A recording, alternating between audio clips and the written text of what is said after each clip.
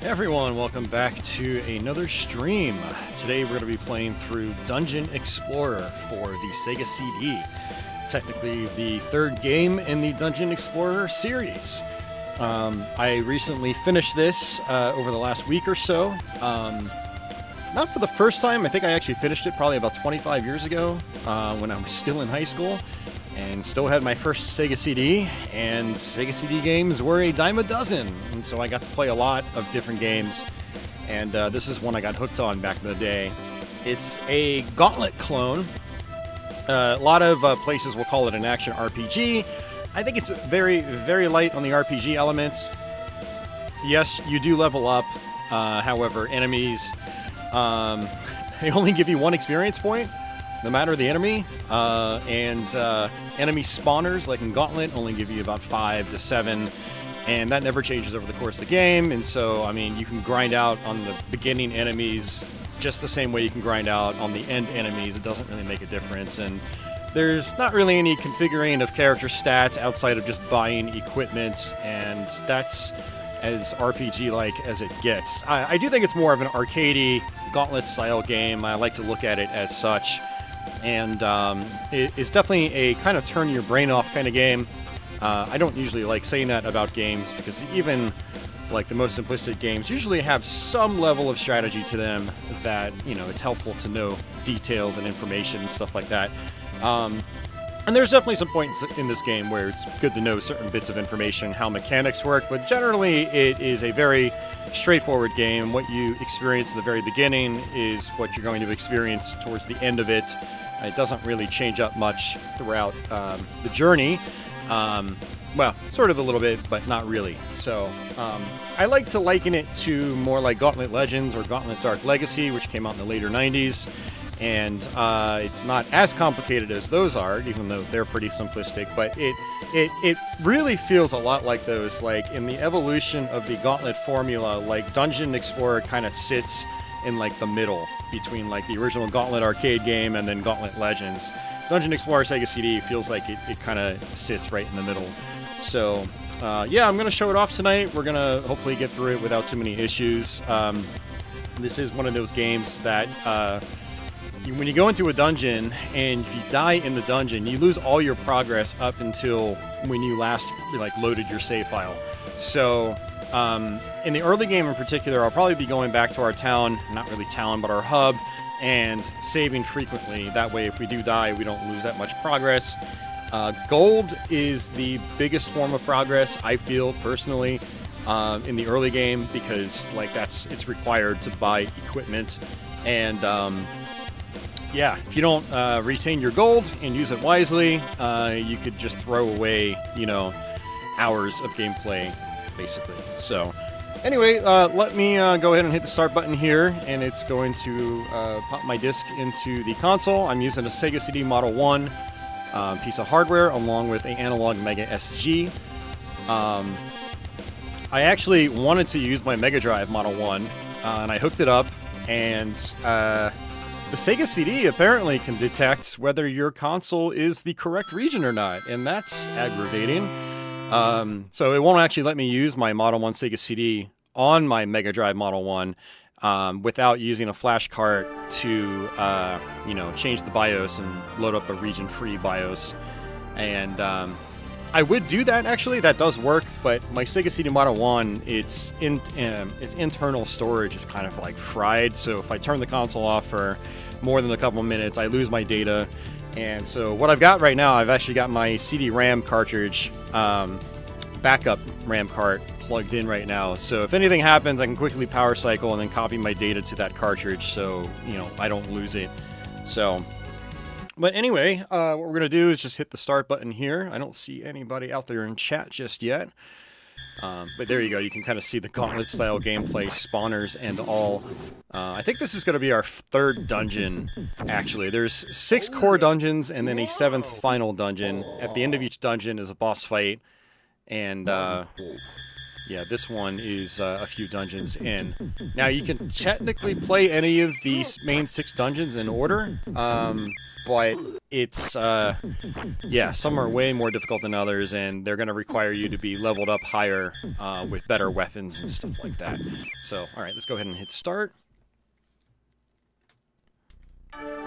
There is going to be an introduction. I'll just let that play out for anyone that hasn't played this before. And let's do new game.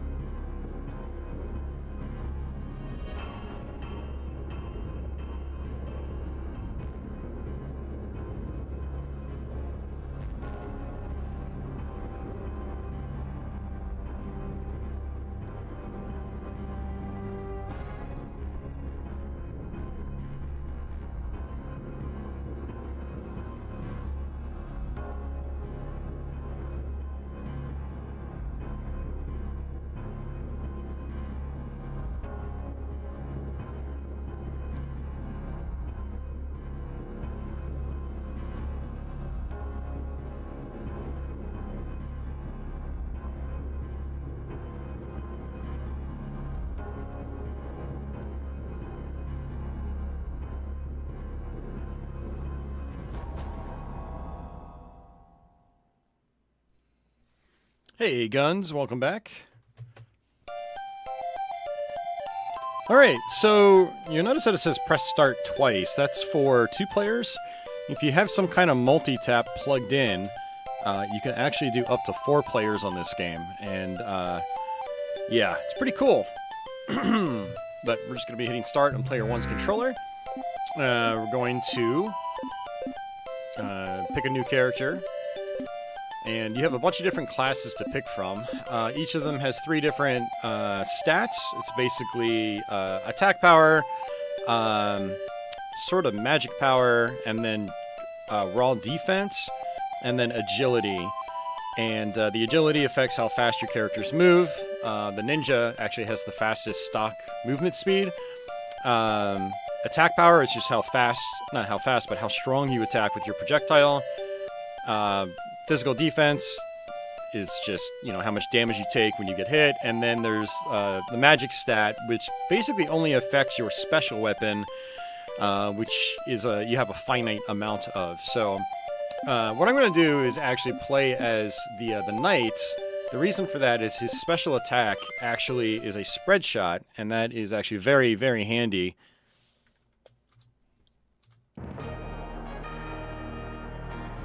So, yeah, you start off in this little hub.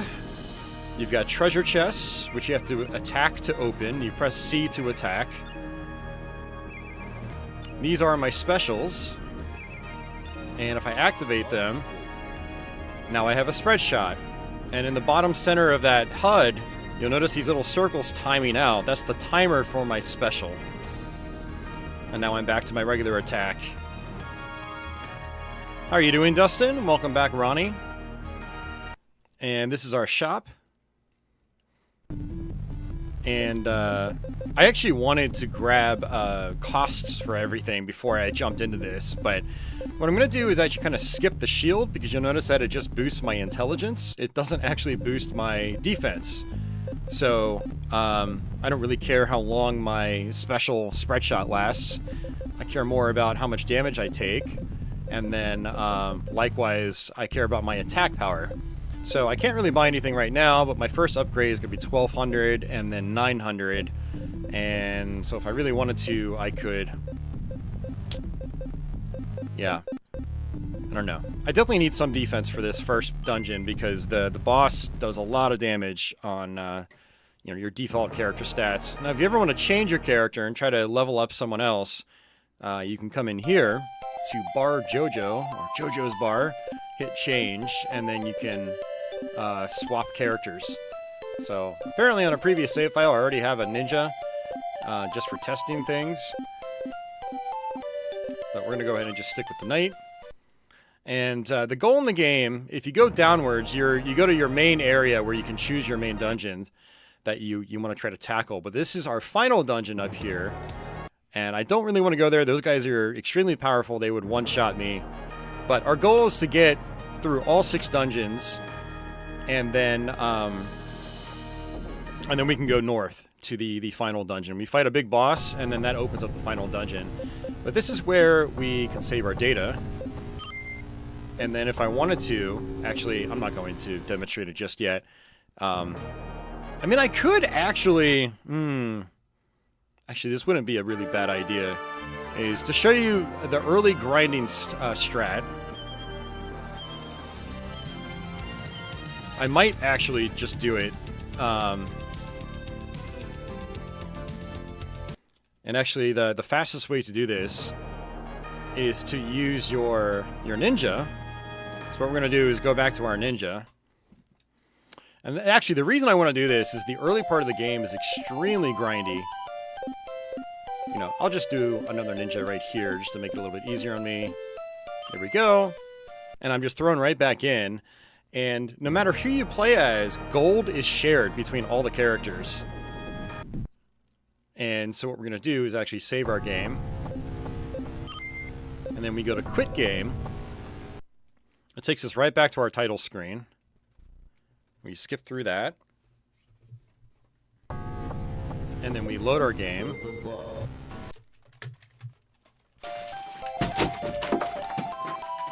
Fucking cat. My cat just knocked over a bunch of stuff behind me.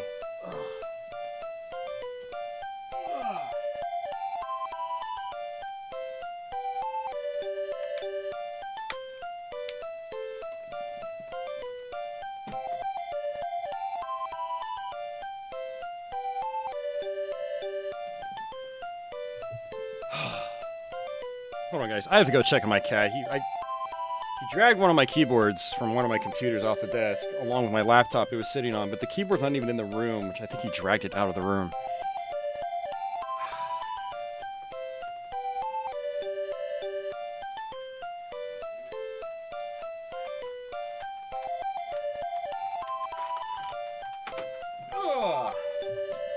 Well, that's fun.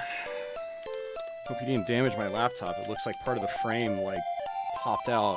And this is like a 25 to 30-year-old laptop. It's not new, so that's...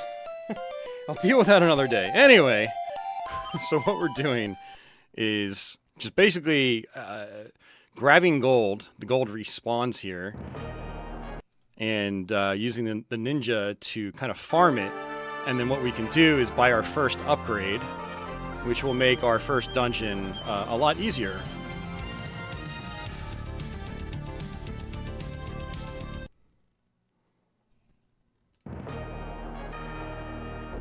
So we got the gold, we come back, and we save it, and then we quit, and we just do it again and again and again. This is not something I'm going to be doing a lot in this playthrough. It's just good to do in the very beginning if you want to have a head start on getting through your first dungeon without a lot of trouble. I made the mistake of, when I played this last week, for the first time in a long time, is I played for like an hour in the first dungeon. I just played and I played it. I played, got to the boss, I had like 300 to 400 health. I was like, oh, you know what, I got this. And I get in and I get wrecked in like 3 hits, and all that progress was just wiped out just thrown out the window. So I'm gonna get a nice little head start here with regards to my weapon at least. And then we just gotta quit game. And what I might even do is just get... No, I think I should just go all the way. Or at the very least, get my armor.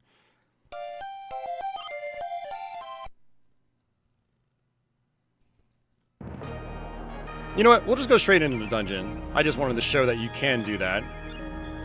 I'm sure some of you guys want to actually see some gameplay. And every time you pick up the gold down there on what's called Freedom Hill, is you get 190. So we're going to switch back to our fighter. Again, gold is shared between all the characters on a save file. I'm so much slower.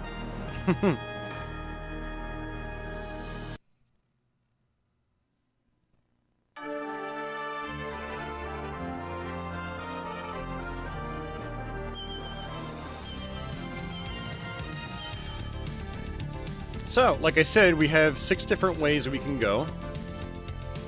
And you kind of figure out which way you need to go based on kind of your strength against the enemies that spawn in.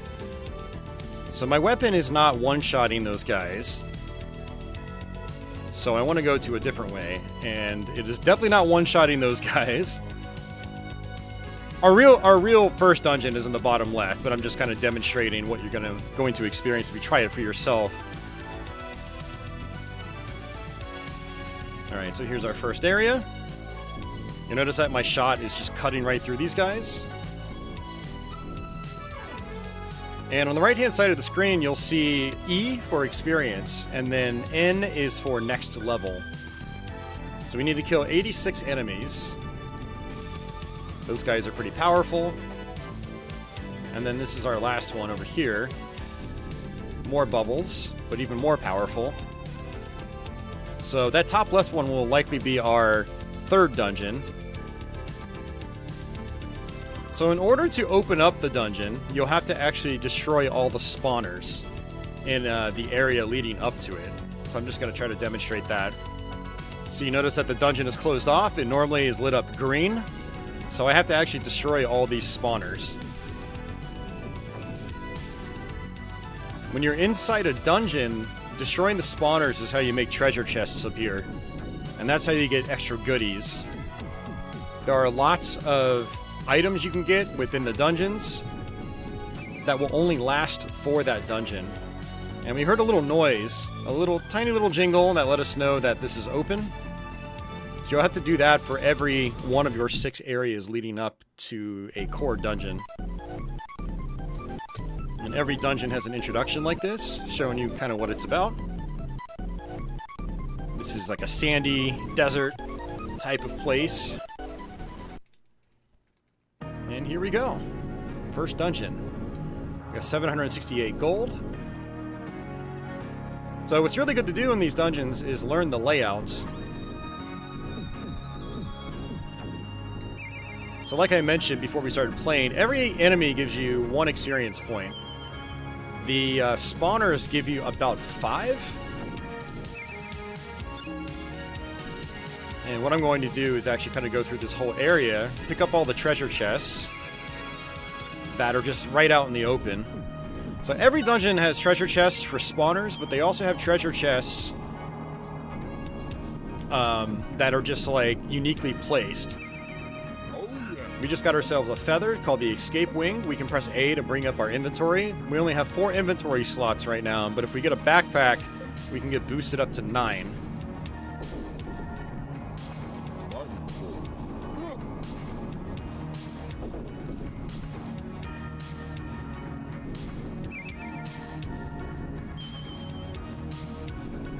Now, one of the good reasons to grind out on gold on Freedom Hill is that the gold in these first couple of dungeons is not much.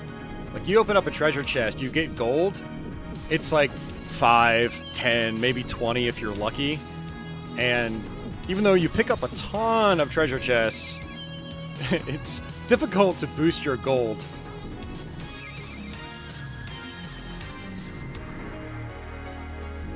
Any chance I'll stream Dragon Slayer in the future? I have not played any of the Dragon Slayer games, so I'm going to say no.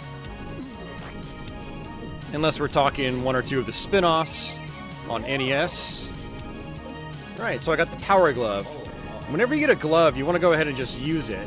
The reason for that is it's only good for that dungeon you're in. That was a trap. Let me go ahead and destroy this while I'm here. Got another level up, and if I come down this way, there's a set of keys. The keys always respawn.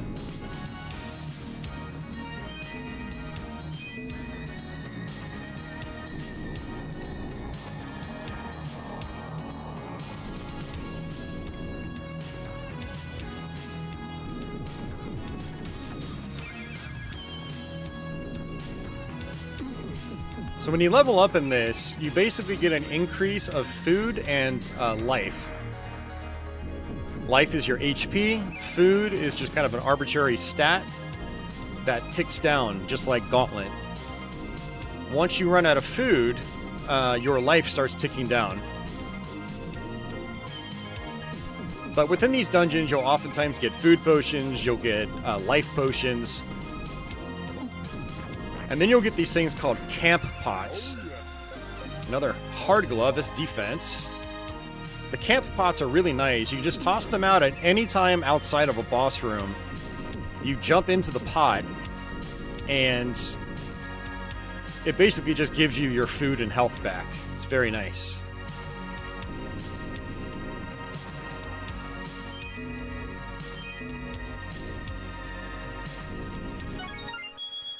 Now, I'm not really planning on going straight to the boss, even though I've gotten some glove upgrades, which is nice. I mean, if I get enough glove upgrades, I could make it to the boss. I don't know, we'll see. We'll just kind of wing it. And you're gonna get those upgrades by just kind of grinding your way through the dungeons. Defeating all the spawners again and again. Now, this game does have a auto-fire mechanic. You just hold down the button to attack. What I'll do is actually go in here, and then I will go back, which just resets all the spawners. Got an amulet. That's a fast amulet. So what the fast amulet does, you're actually fasting. So food no longer ticks down. And notice my food is just static right now. And again, this is something that lasts the entirety of the dungeon.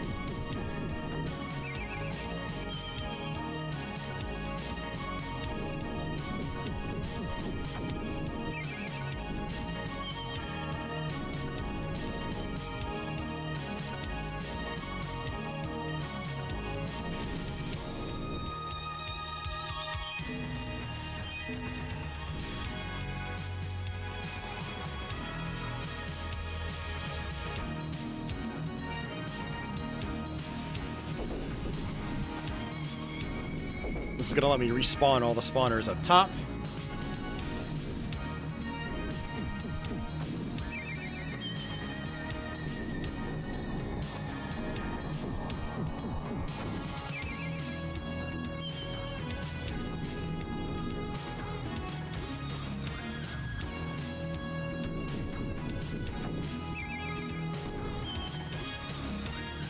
Let's go back in here. Okay, so I already got that chest.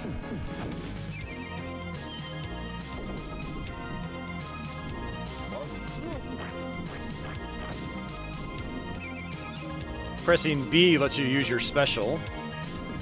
I have 4 of them left.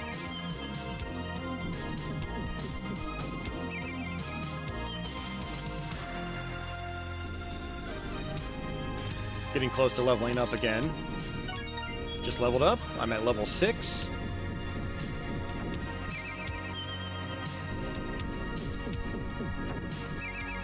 I actually want to keep playing through and just go straight to the boss fight, because I did get some of those gloves, but I don't really trust it. So what I'm going to do is just keep grinding out for a little bit. Let's make sure we got the chest here. Okay, we did not. This is one of those chests that always spawns when you start a dungeon.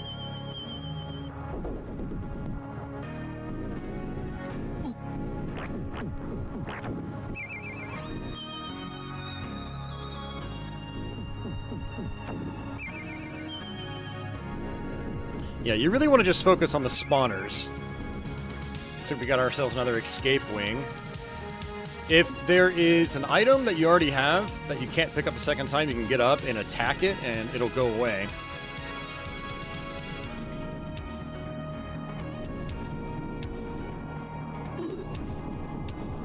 So this game is all about equipment in terms of just making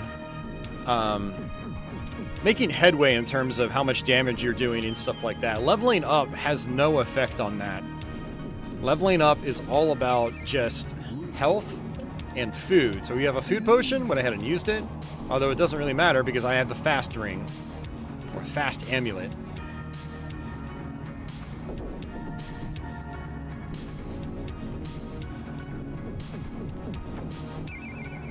There's a backpack, so we can currently carry 4 items. Now we can carry 9.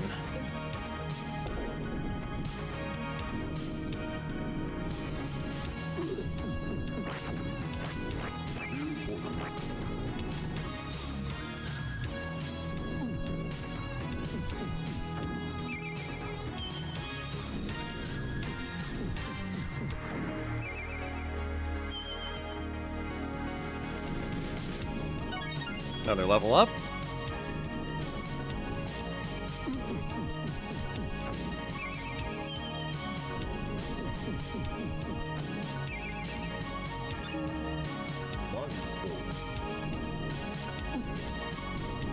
Hey, MD Mister, how are you doing? Welcome back.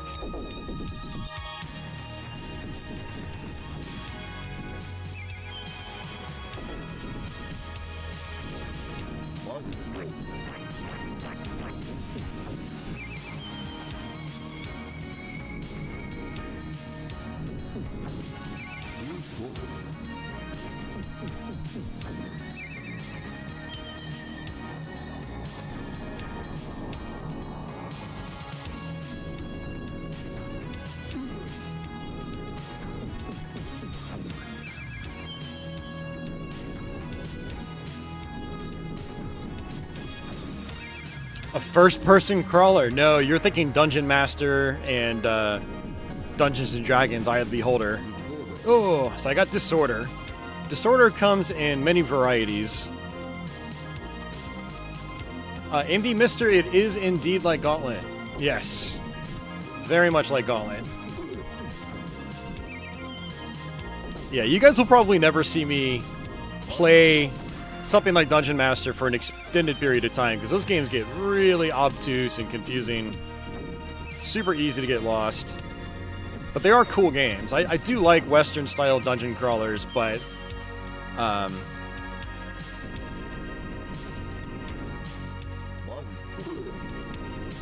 they are tough. Very tough games.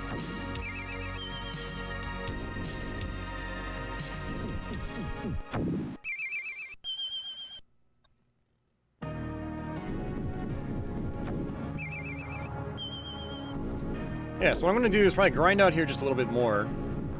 And we're going to go back to the hub. I'm going to save it, and what I'll do is probably grind out for enough money to be able to buy the armor along with my next sword upgrade. And then on our next visit to this dungeon, there's a healing potion. What I can do is try to go straight to the boss fight, see if we can actually beat the boss.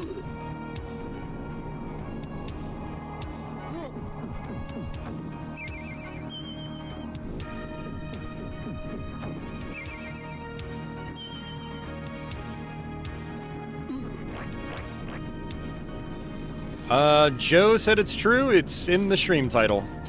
It's also in the thumbnail.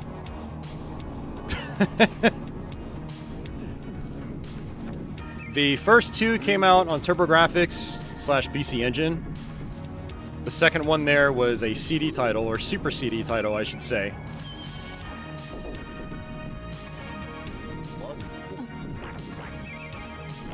There's our camp pot.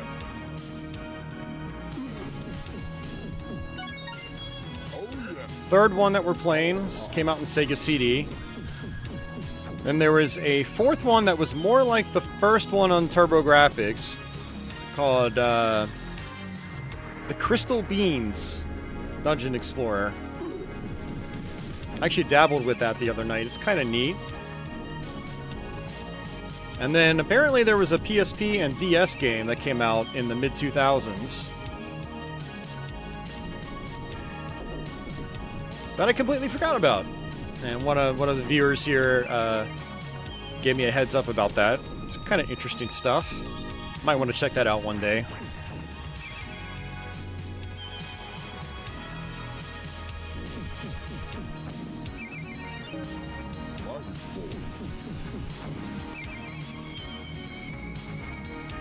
So the original Turbo Grafx games actually were a little more complicated. Sort of.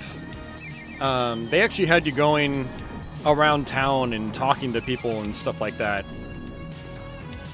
Now, how deep that got, I have no idea, because I haven't really played through them past the first dungeon or so. This one has none of that. There's no talking to people. It's all just like straight Gauntlet. The original one, I'm not sure about part 2, but the original Dungeon Explorer was a little arcadey in that you got lives for every dungeon that you would go into. There were no experience points. There was no grinding out for experience.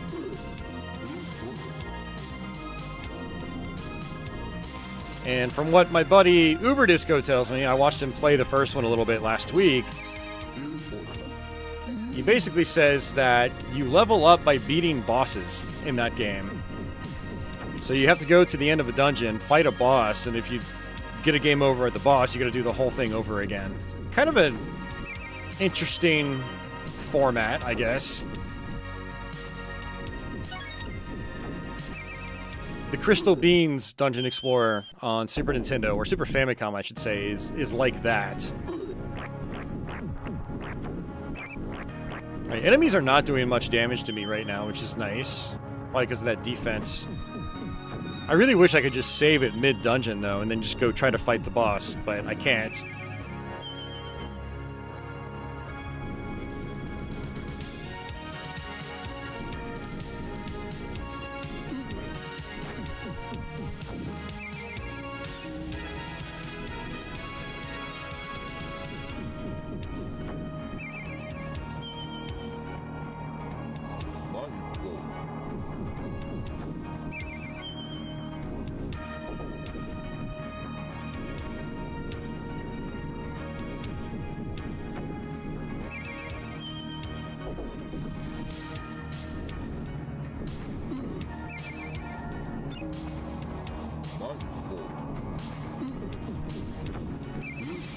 Yeah, so there is going to be a lot of grinding in this game, but it's mostly just to grind for gold and power-ups within the dungeons themselves.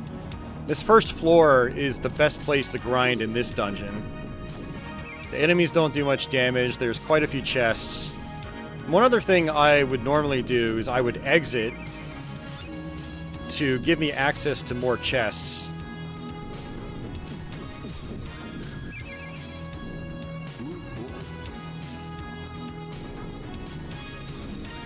So basically what I can do is come here, exit.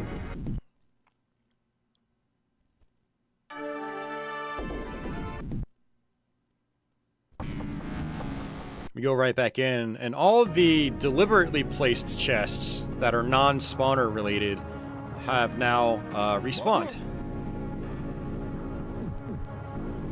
Such as that one up top.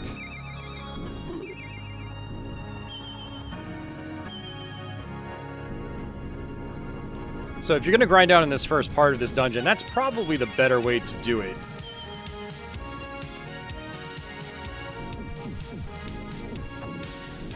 But I lost my gloves. So now you'll notice that enemies are taking more hits now. That's where we want to upgrade to the next level sword, which I can definitely do now, but I also want to have enough money to be able to grab the armor at the same time.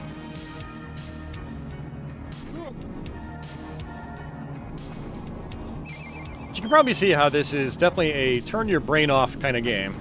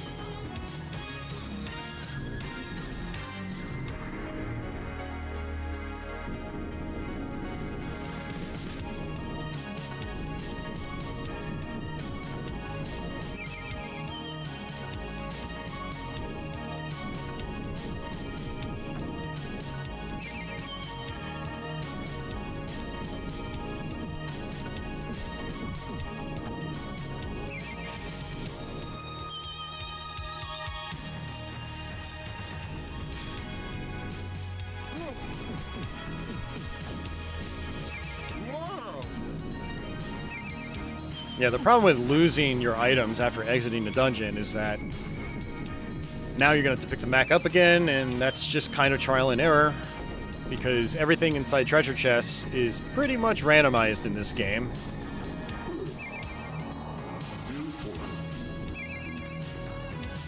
The tiny potions, they will activate themselves right away, so I had actually just picked up a health potion. The big ones actually go into your inventory. So it is handy, even if you're overpowered, it is handy to grind out for a little while just to grab a bunch of potions that you can take into a boss fight.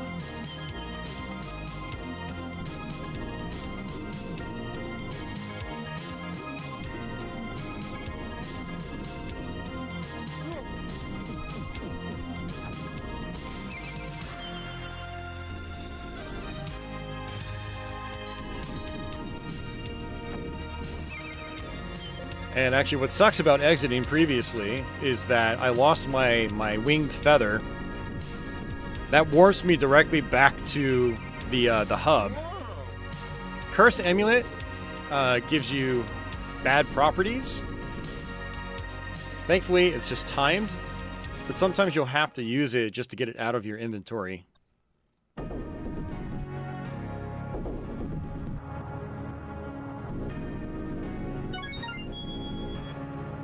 So if I'm going to do another sweep of this, I might as well just exit since I lost all my power-ups. And then do it again. Get some more goodies, get some more gold, and then, hey, maybe if we're lucky, we'll get ourselves one of those feathers. We'll just be able to warp right back to the camp instead of having to walk back.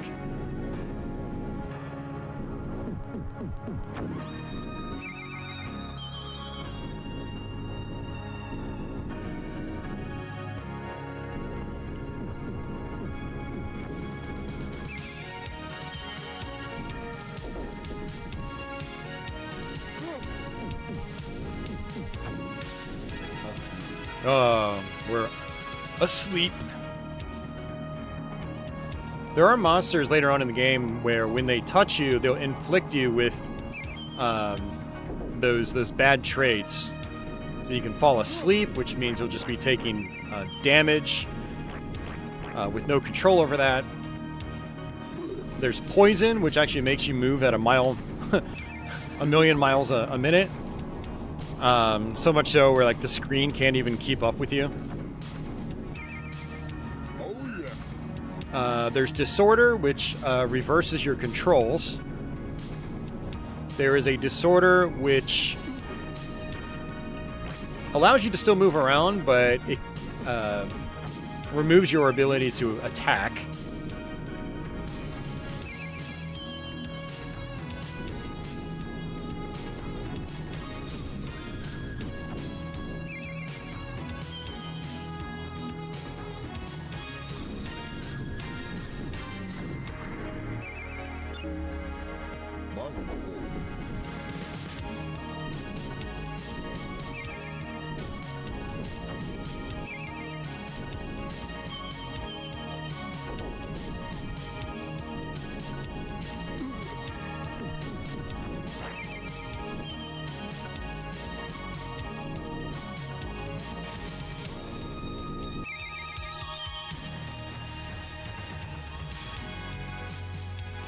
Music in this game is actually quite solid. It's a really, really decent soundtrack. It's one of those mid-90s CD soundtracks that still holds up pretty well to this day. Some of the earlier music on these CD platforms can be a little cheesy, but this one I think holds up quite well. It's actually one of the things that kind of keeps me engaged with this game, despite how tedious it can be. Music's got a good vibe to it. Fits the dungeon theme.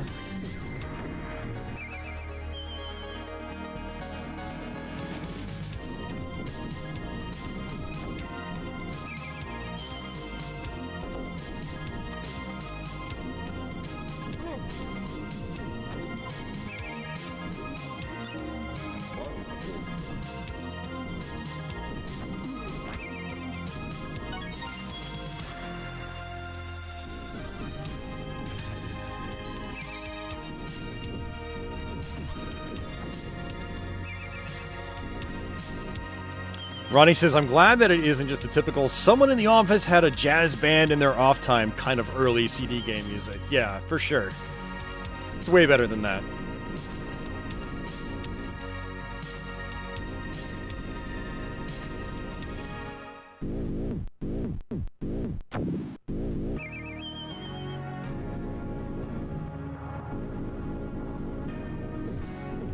And I do believe this music actually is CD audio, so if you have a copy of the game, you could pop it into a CD player and listen to it that way, like I did growing up. Did that with a lot of my Sega CD games. Alright, so we're almost at 2,300 gold.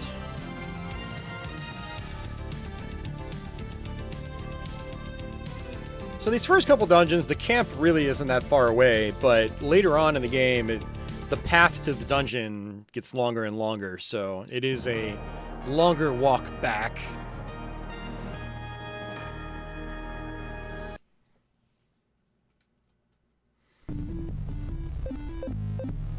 Oh, broadsword's only at 2,500. I think we're going to do that, guys. We're going to do our little save trick here and get some free money. And we're just going to go ahead and buy the second sword instead of the first one. And we just got to quit game.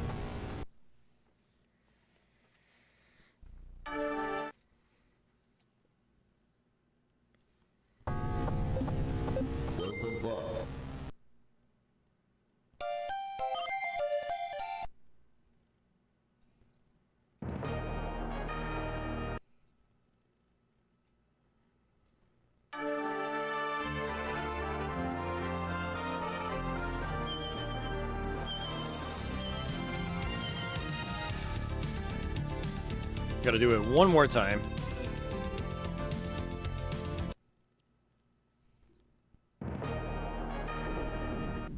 So I'm not opening those chests because they only give me special attacks. And your save file actually doesn't save the amount of special attacks that you have. Which is why those chests respawn. That way when you quit the game for a night, you come back the next day, you're starting, just reloading your file, starting from camp. It gives you a little bit of a nice little buffer going into your next dungeon.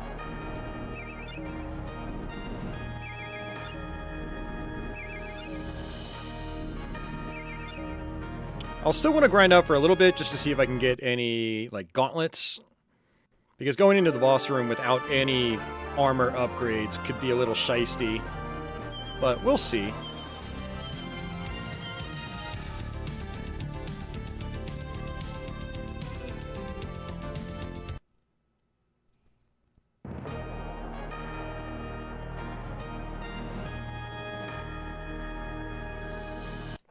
I mean, actually, if I wanted to, I could see what the first upgrade for my armor is, and we can just grab that. It's only 900. Okay. Let's go ahead and buy the broadsword. You hit order, yes. It automatically equips it. You notice that my projectile's a different color now. That's a nice little effect. Nice little attention to detail.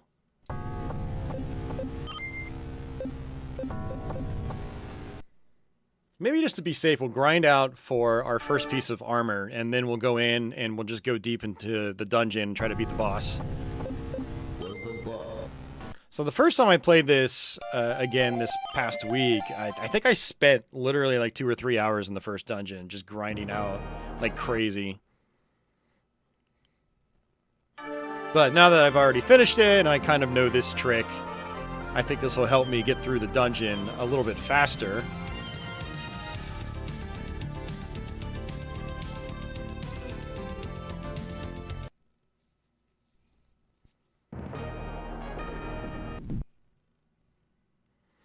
I could risk going into the dungeon as is, but the thing is, I remember just getting annihilated by the first boss because it just did so much damage to me. And I'd say the first boss is probably, I think in my opinion, it's probably the hardest boss because you're so low on the equipment totem pole. And it just does so much damage and it goes all over the place. It's very difficult to actually avoid running into the boss.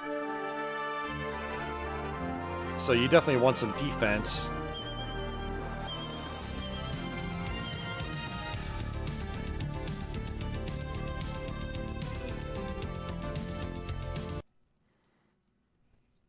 And like I said, I'll probably actually end up avoiding the shields altogether until, at least until the very end of the game, depending on how much money I have.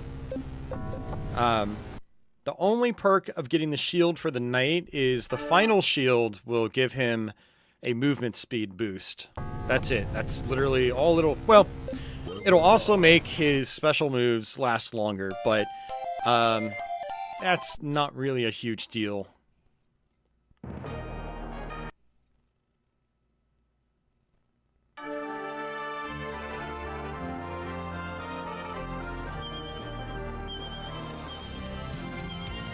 Alright, just one more of these. We'll have enough to buy the armor.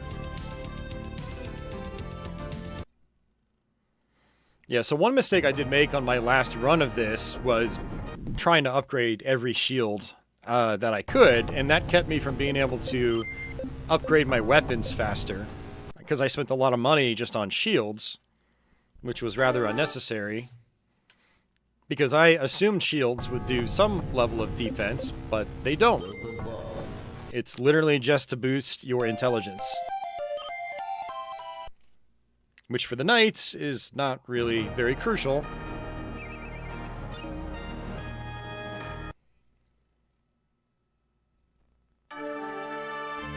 You'll notice that the load times are pretty good in this game too.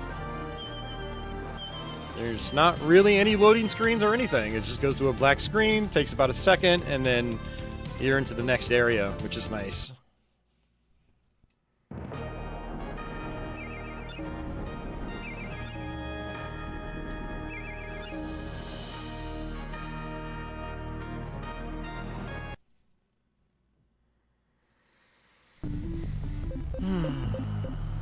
Alright, plate mail. Got it.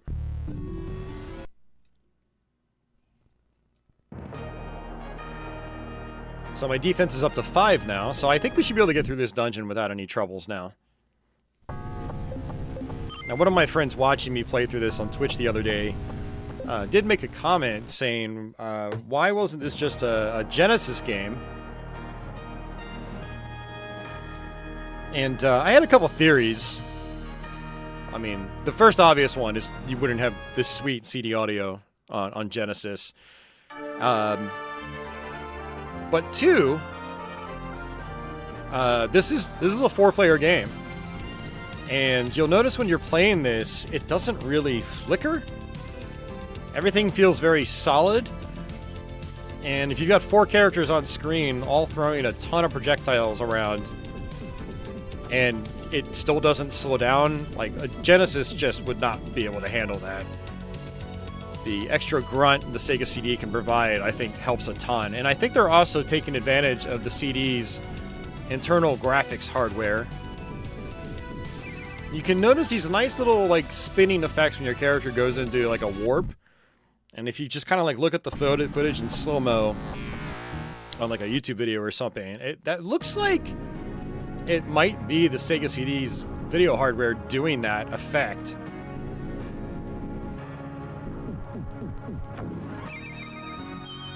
So at first glance, it looks like something that, you know, probably didn't need to be on Sega CD, but when you consider the fact that it's probably taking advantage of its video scaling hardware,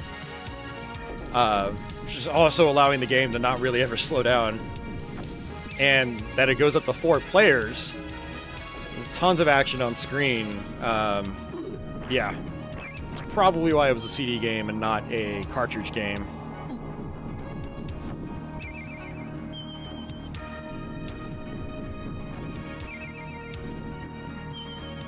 Alright, so we'll come down this way. There's some keys.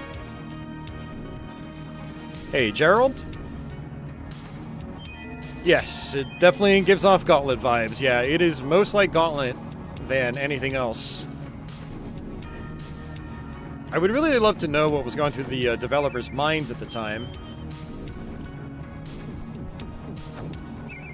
and if Gauntlet was a big influence on them.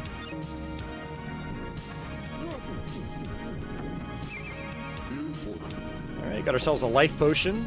That's good. Yeah, so now you'll notice that we're killing things a lot faster.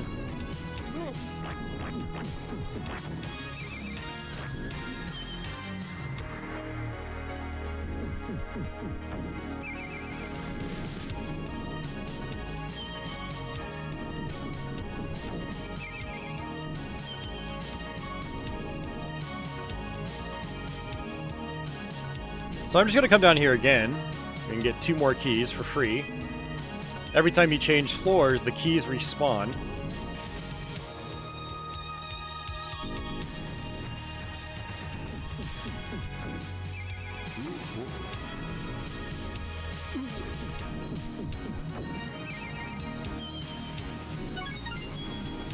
Character's level 14.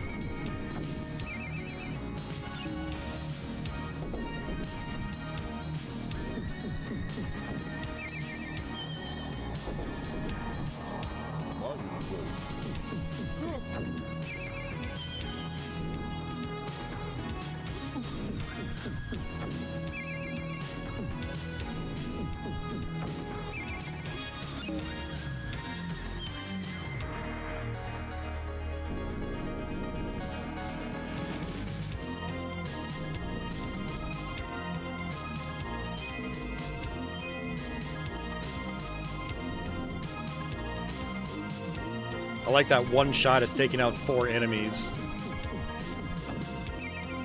Enjoy it while it lasts. Another food potion. Sorry, life potion.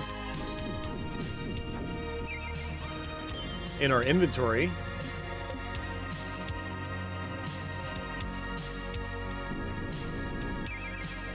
And a third one.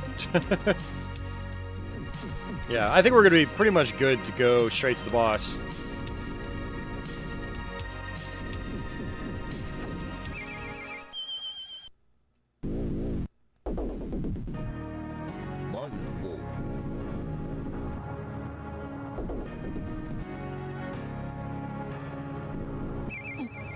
Now, one thing they are definitely not taking advantage of with the voice samples is the Sega CD internal sound hardware, because the sound samples in this game for voices are pretty bad.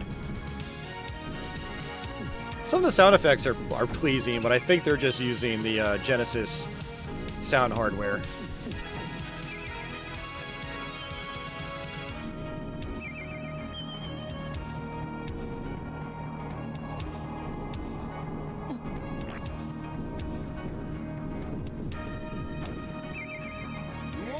Fast amulet, nice. So we don't have to worry about food now.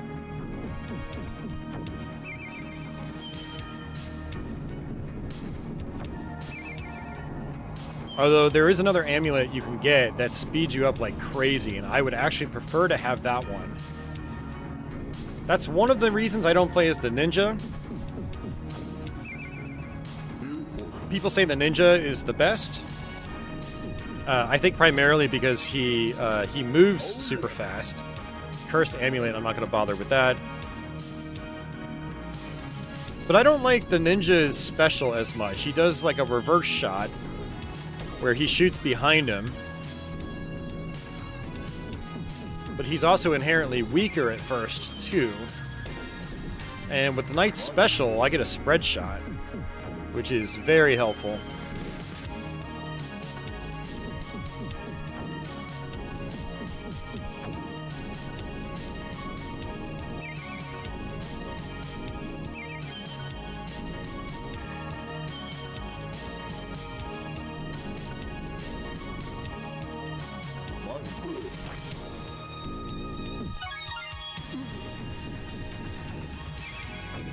I can do a couple little positional setups like that where I can take on multiple spawners at once.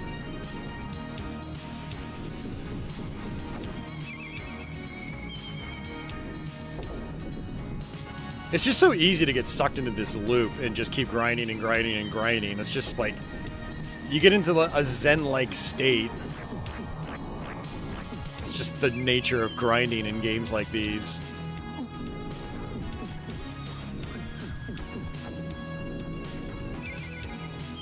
I'm also hoping for some dungeon length upgrades, but I'm not getting any. I got a lot of health potions, but I was hoping for like a speed up, as long as as well as like an attack power upgrade.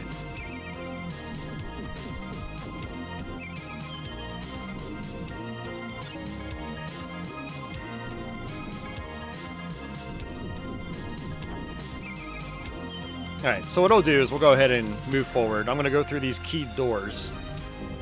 And I don't remember if I go north or south. I don't know. Let's try north first. As we go through this dungeon, enemies do start to take more hits, but we did upgrade to our second sword.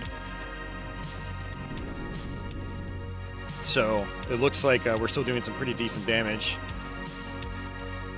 Normally these red guys would be really beefy.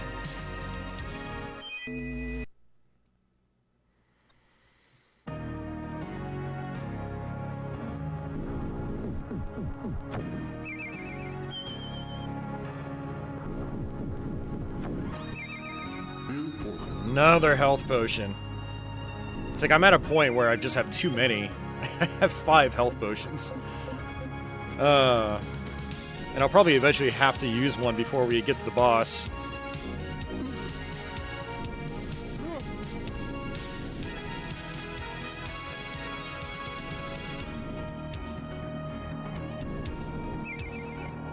The reason for that is that we only have 9 inventory slots right now. I'm starting to fill them up, and I got poison, which means I move really fast, so I want to try to take advantage of it.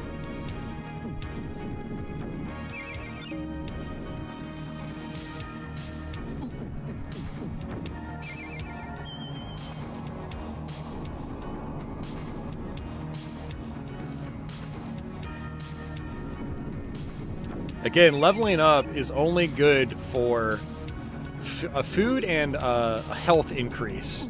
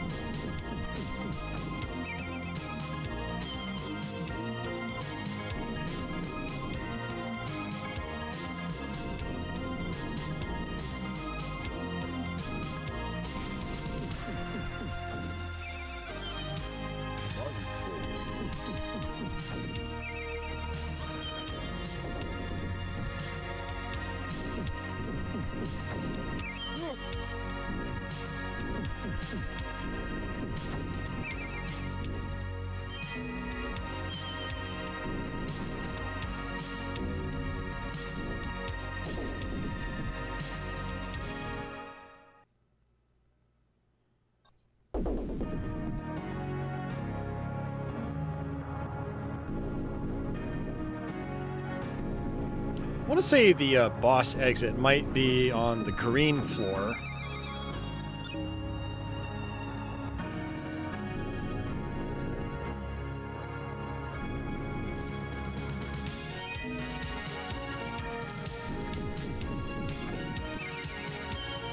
Yeah, it's clearly not here. Hey, Crestline, welcome back.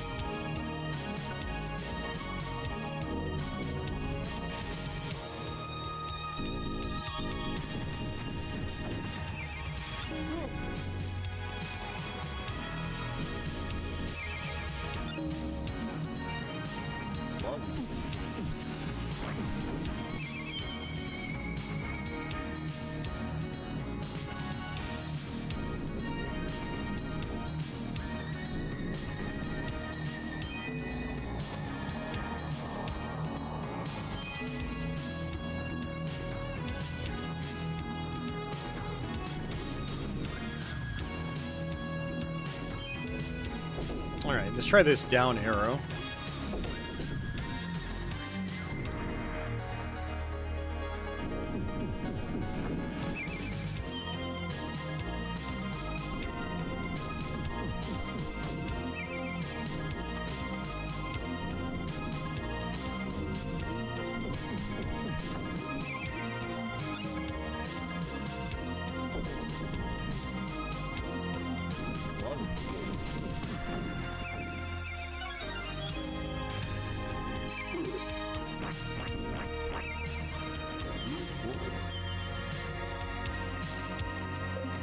Oops.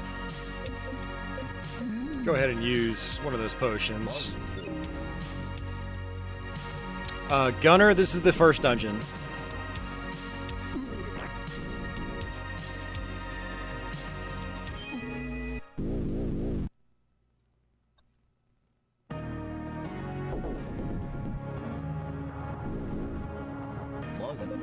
Oops.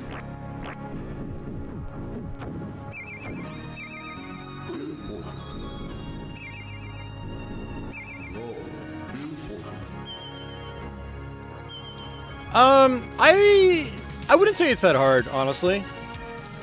It's just about being at the right level of equipment.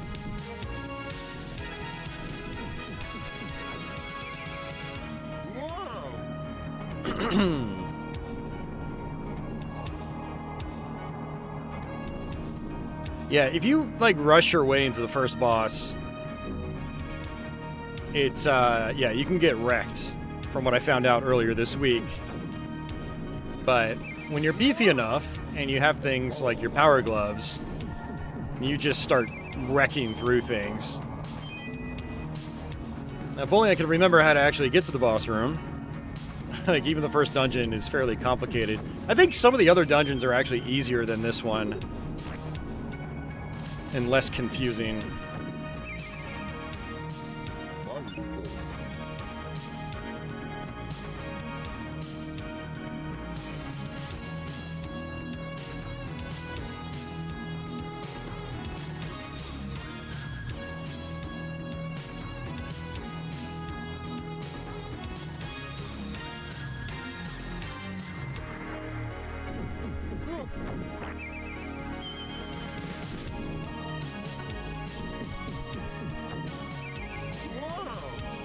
fast amulet again.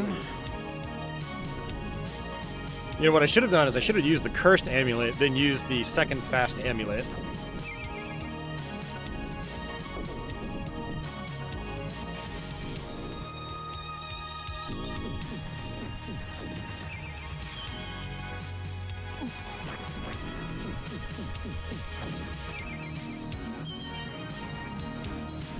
Yeah, I'm right there with you, Gunner, about the Gauntlet vibe. And I know some Japanese players were influenced by Gauntlet.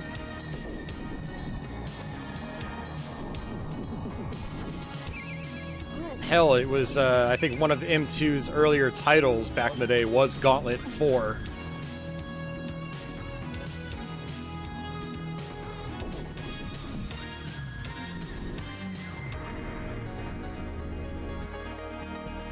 Yeah, the Red Book audio is definitely very crispy in this game. It's good stuff.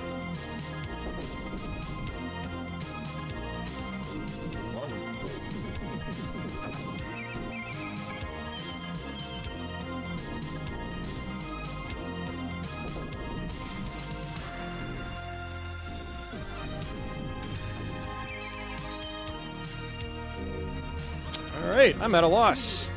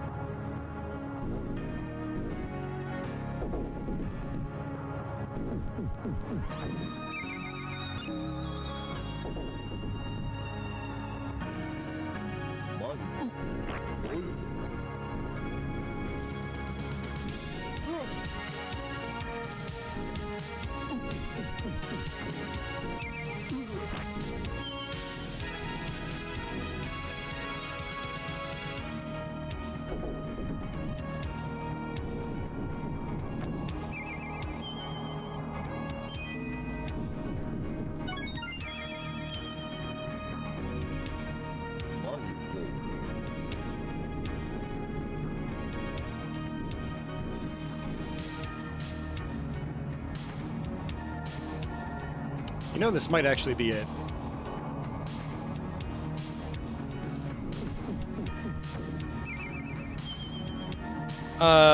John, this is a part of the same series? Yeah. It is, when you beat the game, it actually calls it Dungeon Explorer Episode 3. So it is an extension of that series. Alright, boss time. Let's hope for the best. Like I said, this guy is fast and erratic. You have to hit him on his side and not his head. Oh! That was stupidly easy. Because I upgraded my sword and we got an attack boost during this dungeon, we just annihilated him. Alright. I was worrying for no reason.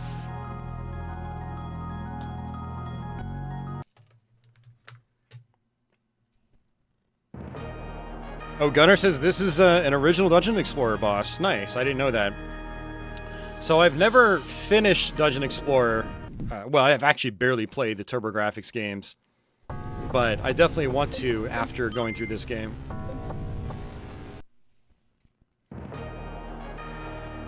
Alright.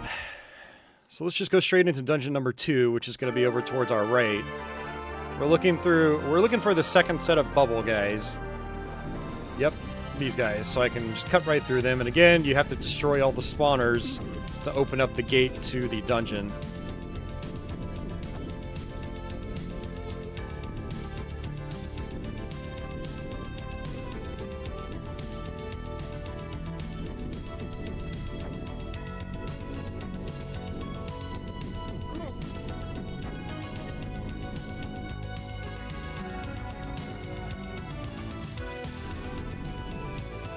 Gunner says Dungeon Explorer 2 is huge.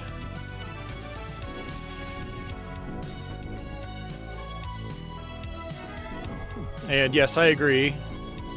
The Sega CD is definitely underrated, for sure. A lot of really good non-FMV games on it that a lot of people don't talk about. I mean, even like some hardcore Sega CD fans have barely ever touched this game. Alright, so this is the castle. This has some pretty good spots to grind out. So we will be doing that for sure.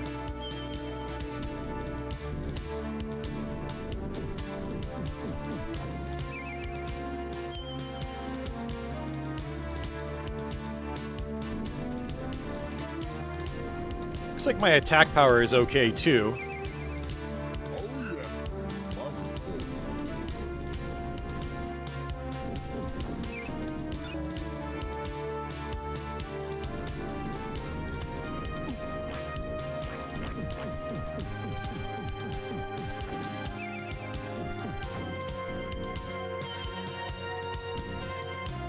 Indeed there is Gerald, yes, and it also came out on the Nintendo DS. Alright, got a defense upgrade.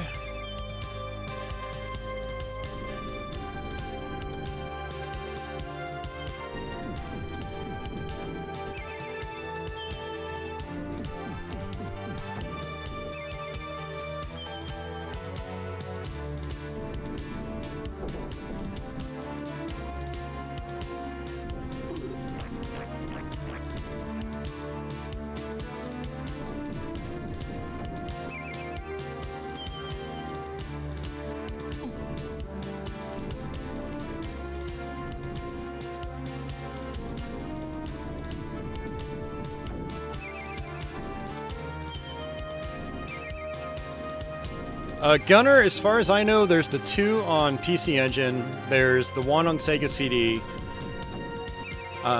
There's the 1 that was ported to PSP and DS, and then there's the Super Famicom one. I count that as 5, since the PSP and DS games I think are the same.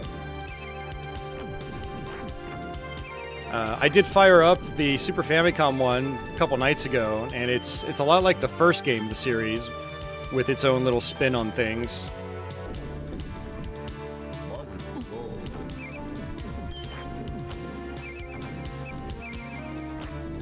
So this is the good part to grind out on that I was talking about. Now, if there's a 6th one, I'm very curious. Definitely let me know, guys, if it exists.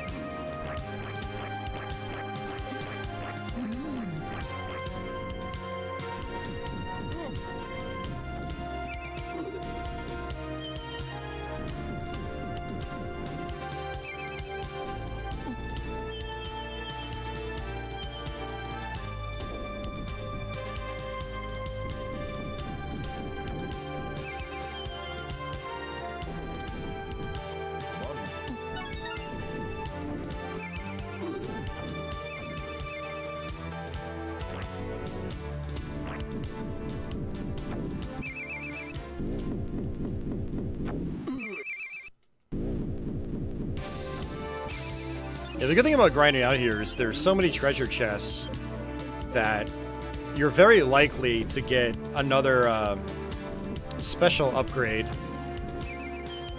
or special attack. So you can just come right back in and just clean out the room fast. Especially if you're playing as the fighter like I am. Like, check that out. Worst case scenario, you just get a ton of gold.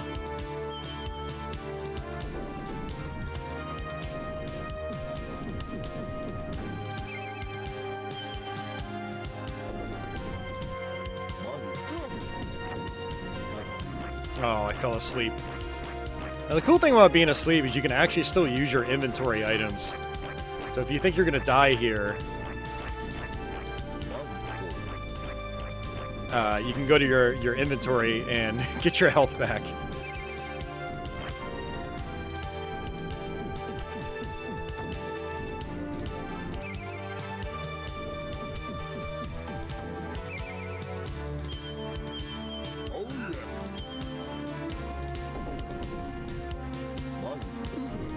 Oh yeah, Gunner. Yeah, they pack a ton of enemies on screen on this one.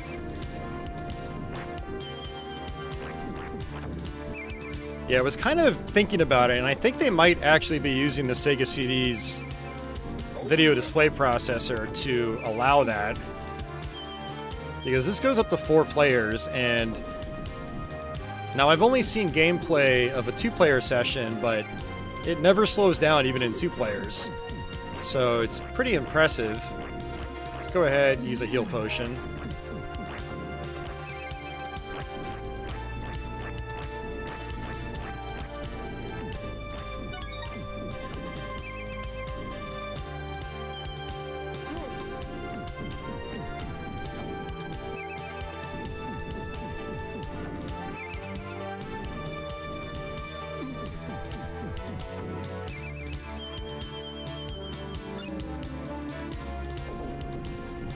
I am playing on OG hardware, yes. Well, sort of. I'm playing on a actual Sega CD Model 1, and I'm using an analog Mega SG as the base console. I was actually wanting to use my Japanese Mega Drive Model 1, since it fits the Model 1 Sega CD, you know, perfectly, but I have to use a custom BIOS in order for that to work, because the Sega CD actually recognizes the region and won't let me use a Japanese console on it. I do have a flash card. I can use a custom BIOS, but my Sega CD internal memory is not great. Like, it will...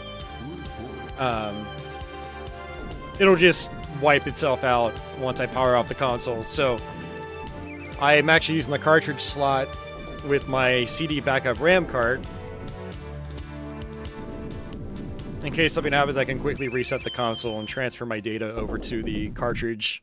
I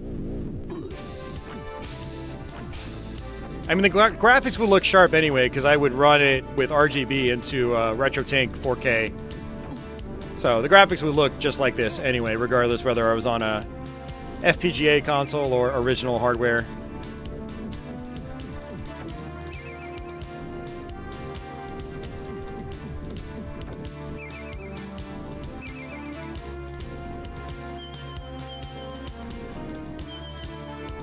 I actually had played with the idea of using the Mega SG's composite filtering or dithering filtering option, and it looks pretty cool, but I decided to turn it off because it made text look really weird.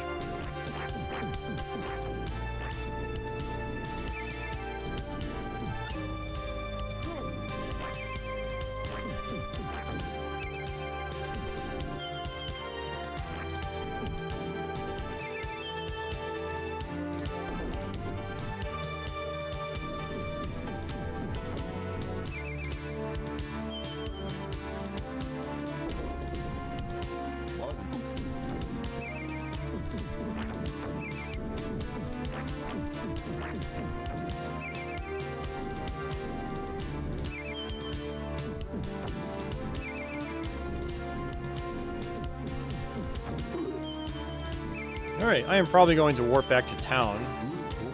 But let me show you what the camp pot does. You just drop it out. It's this huge pot. You go inside of the pot. And it gives you all your food and health back.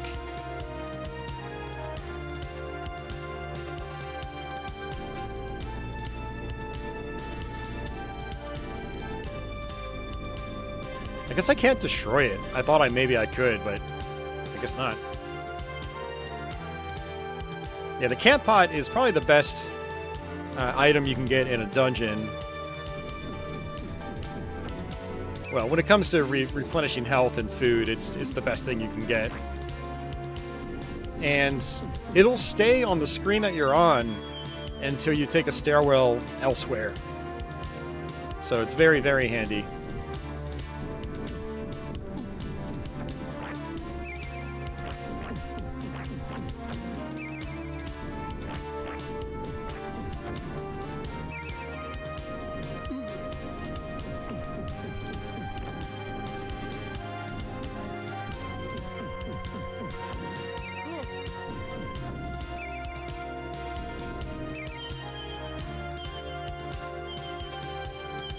go ahead and just use the escape wing. This takes us all the way back to our camp.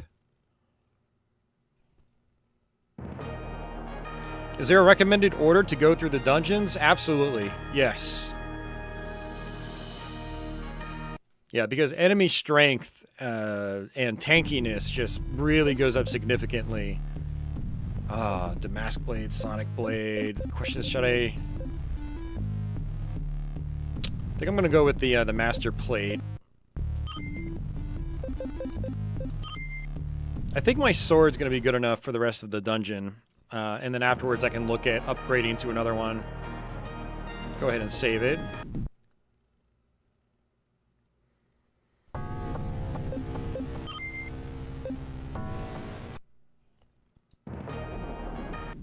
Actually, what I will do is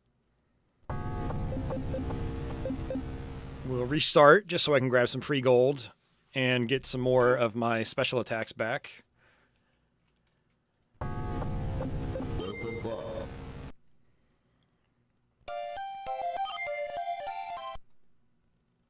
Nice little exploit.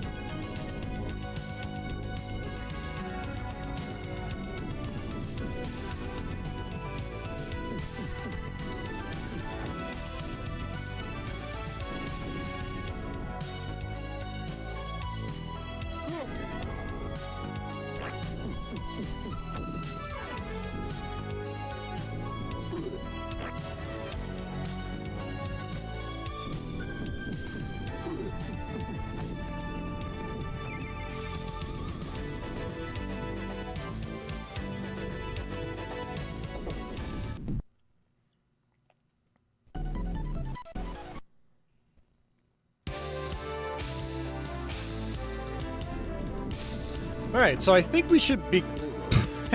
got disordered.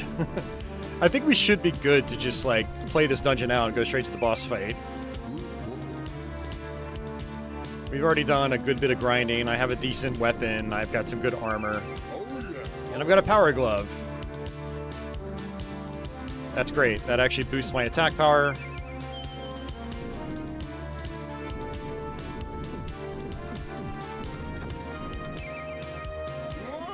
Hard glove. That's defense, so even better.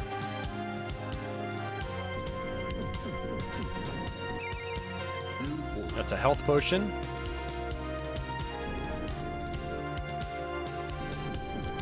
So the trick to this dungeon is you go to all four corners. There's a switch at the end of those routes that you have to flip.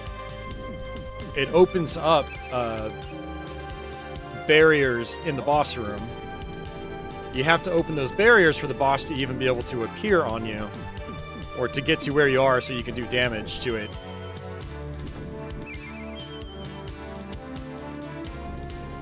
So we'll take the top left route first, which is where we went last time.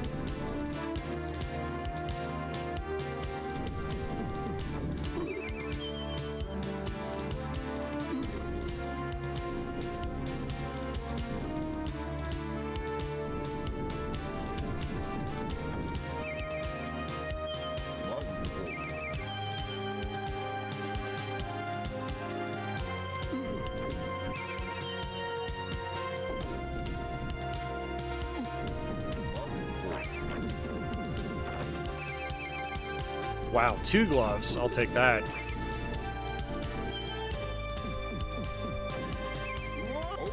Power glove and power glove. Jeez, this is like getting a brand new sword.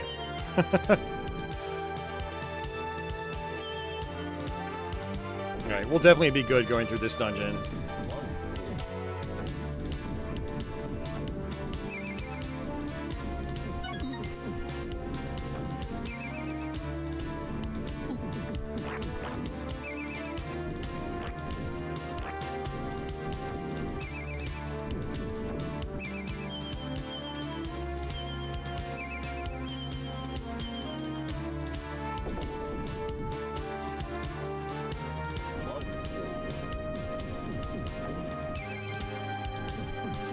Now, these skeleton guys with these claws, I watched some gameplay of the PSP Dungeon Explorer, and there are enemies a lot like them in it.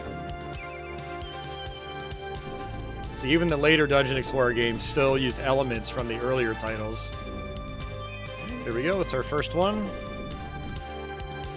I actually like this dungeon more than the first one. It's a lot more straightforward. Just go to all 4 corners, hit all 4 switches, and then you're good to go. So I got a Mind Glove, which is, you know, it'll just extend my special weapon power. Extend the length of my special weapon usage.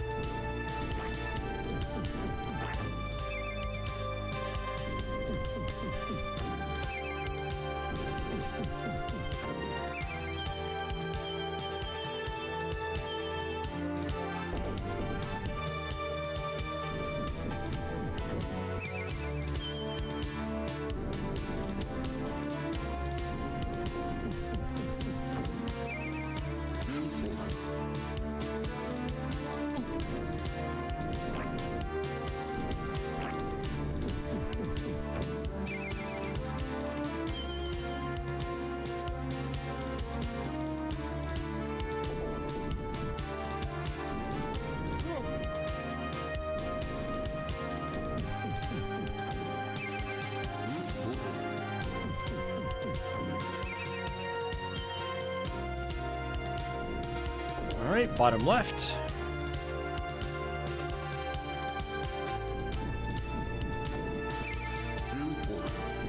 Alright, I have 2 healing potions.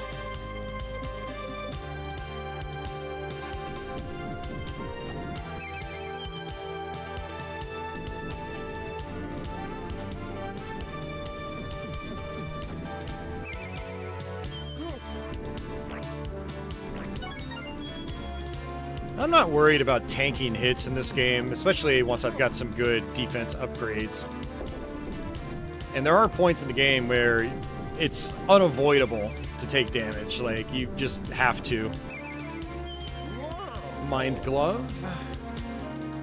Another intelligence boost. Alright, so for this part we just have to fall down.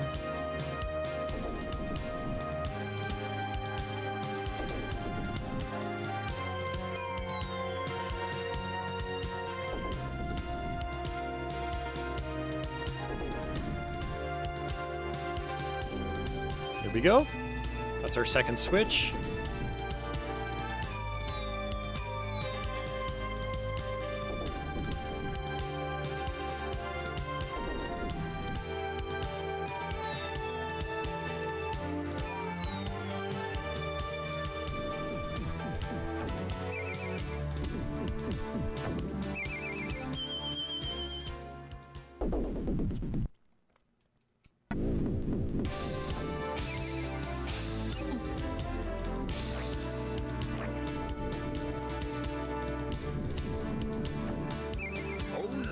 It is actually interesting playing this the way I'm playing it right now, because when I beat this game last week, I was actually using my modded Arcade 1-Up cabinet with the Mr. FPGA to go through this game, and so I was actually playing this with an arcade stick. Kind of wore out my hands, honestly. So playing this on a standard 6-button Genesis D-pad actually feels pretty good. As intended. Alright, bottom right.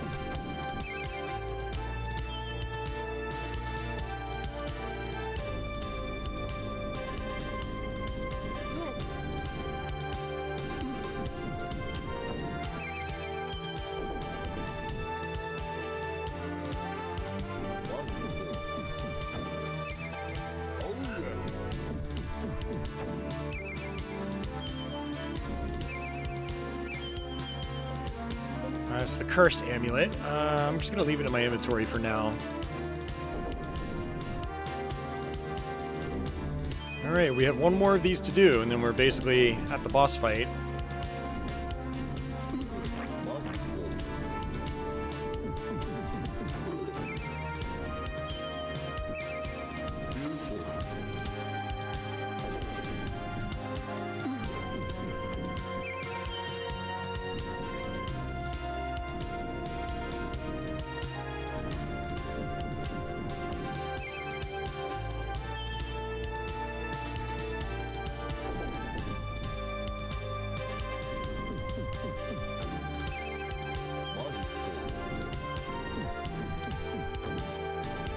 Oop, that was close.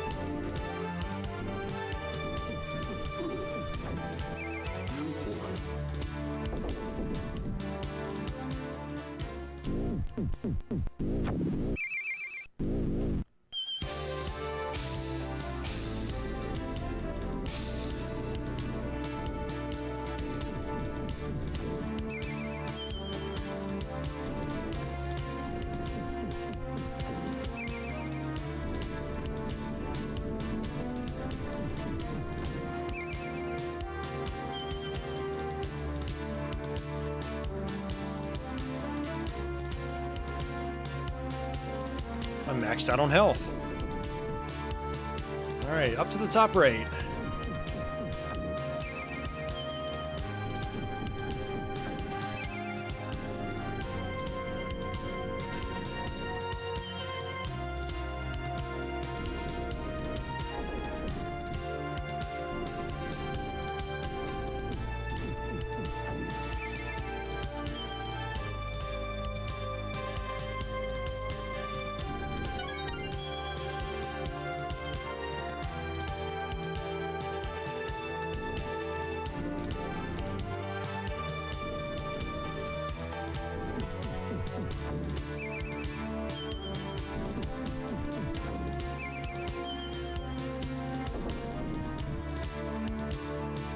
Alright, for this, I'm just going to tank.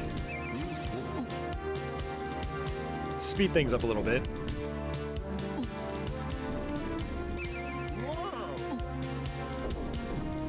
Now, I really don't want to use that feather, because we'll have to do this whole dungeon over again if I do so. Alright, so we can go to the boss room now.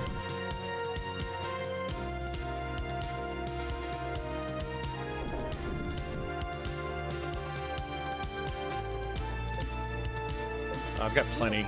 Just tank.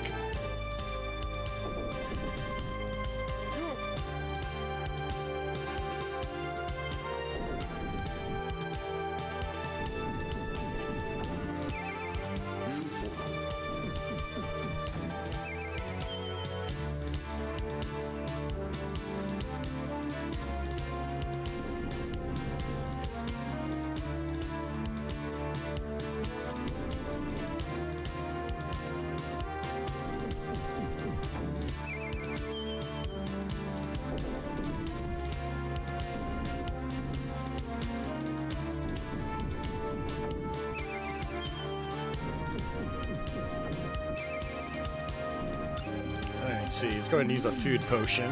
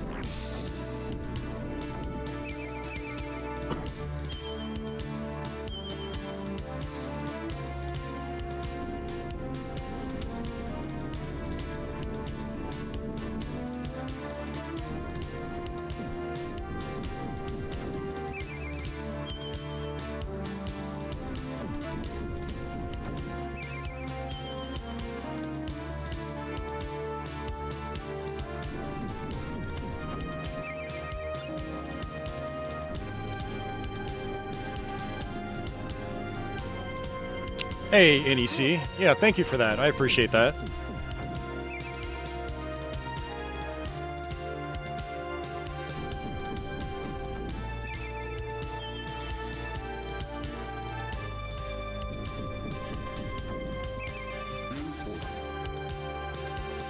You know, I've got 2 specials, so what I think I'm going to do is go into the top left area again, do a little more grinding.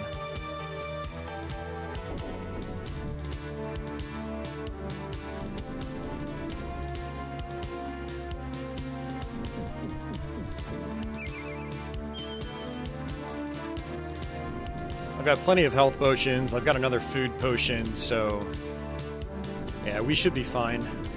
Might as well get as much gold as we can. And level up a little bit. It doesn't hurt.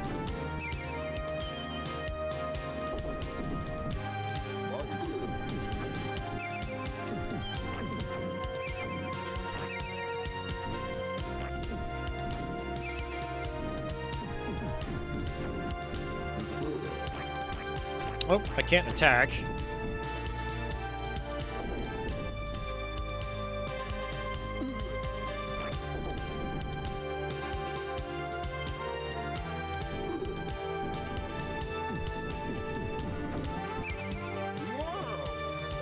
Active amulet, that's the one I like. So that makes me go super fast. And that'll actually help us a ton on this boss fight. Because we'll actually be about as fast, if not faster, than the boss itself.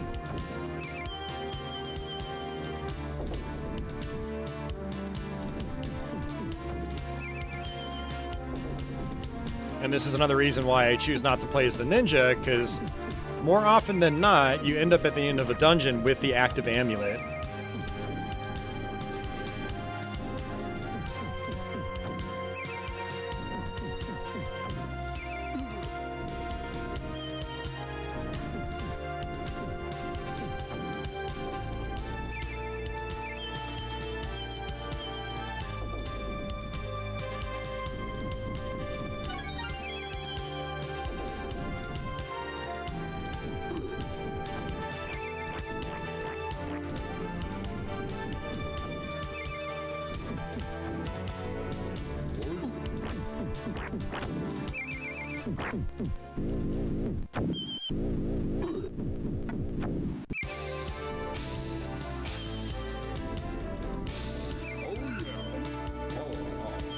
Another power glove.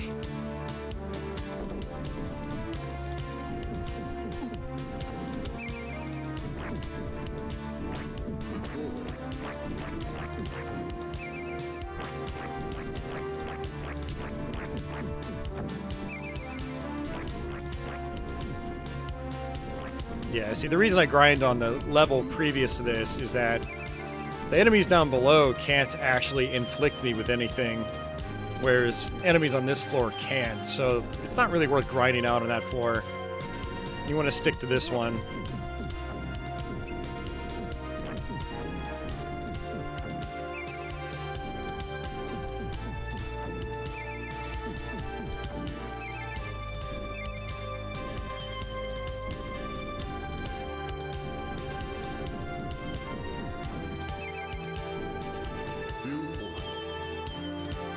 Alright, let's go ahead and try to go to the boss fight.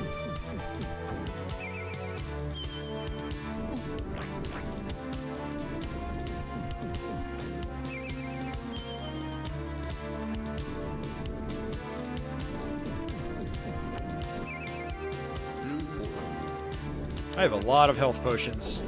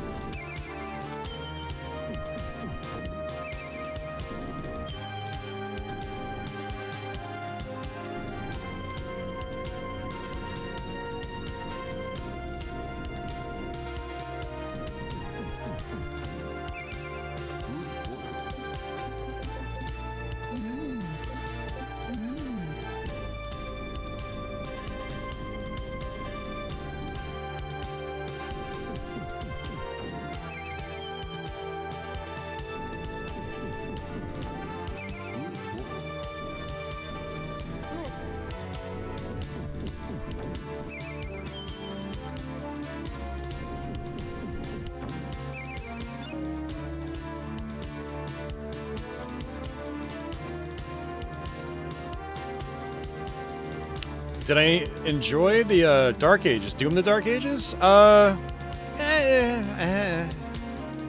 was okay. I haven't really had a desire to play it again. Which should say something, because I play every Doom many, many, many, many times. Alright. So, yeah, we just have to attack this guy head on. Pretty straightforward.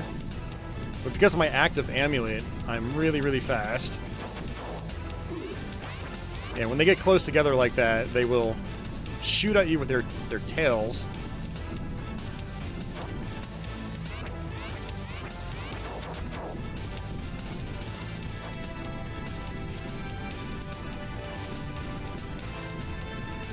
Yeah, my biggest issue with Doom the Dark Ages was that it just got super repetitious. And the reason for that was that level design was non-existent for much of the game. It was usually just big open landscapes with hordes and hordes of enemies. Not a lot of, like, deliberate stage design. You know, there's a little bit of it, but not much. 2016 and Eternal had much more actual like level design.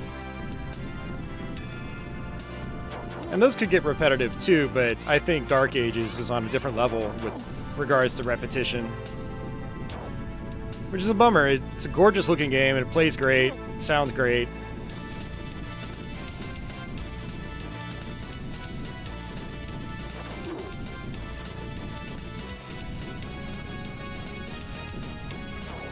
These guys don't really do that much damage to you either, which is nice. So I can just tank.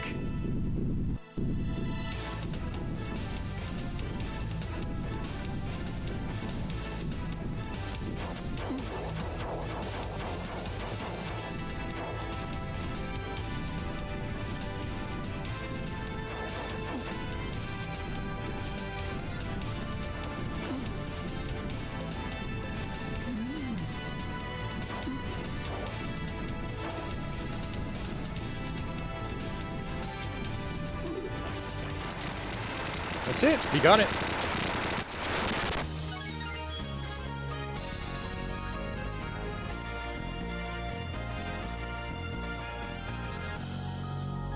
All right, sweet. 2 dungeons down.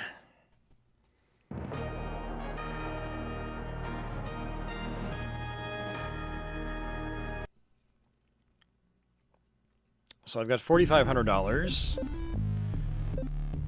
I can do the Damask Blade.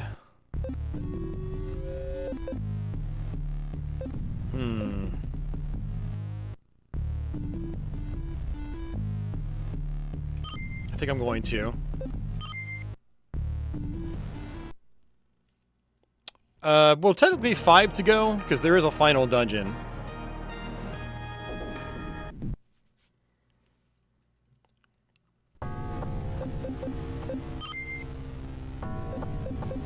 Let's go ahead and do the old quit game trick. Might as well, since we're here. Try to get ourselves a little bit of extra gold. Get ourselves a head start on our next upgrade. Plus get some special attacks at the same time.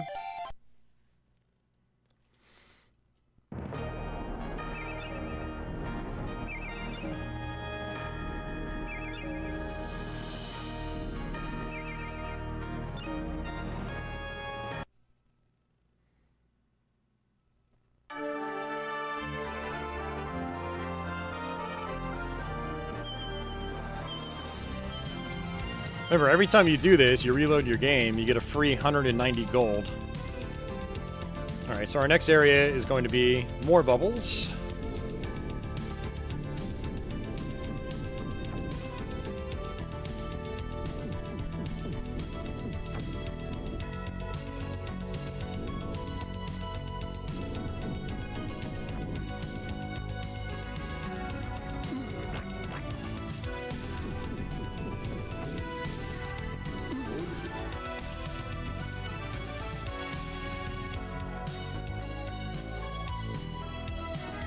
Of all the disorders, I do like poison the most because it just makes you go really fast. I mean, I guess your life is probably ticking down at the same time. I don't really pay attention to it, but you go super fast, and that's really nice.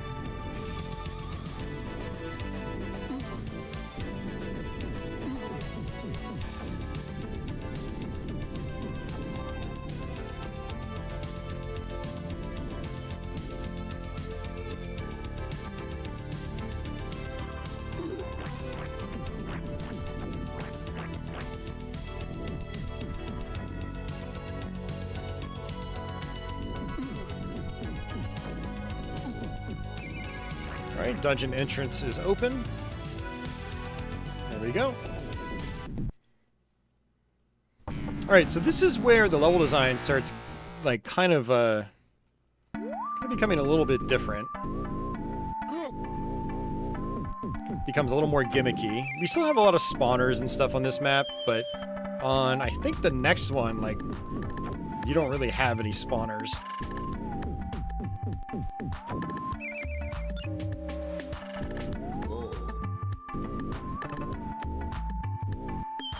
This is a nice little change of scenery, too.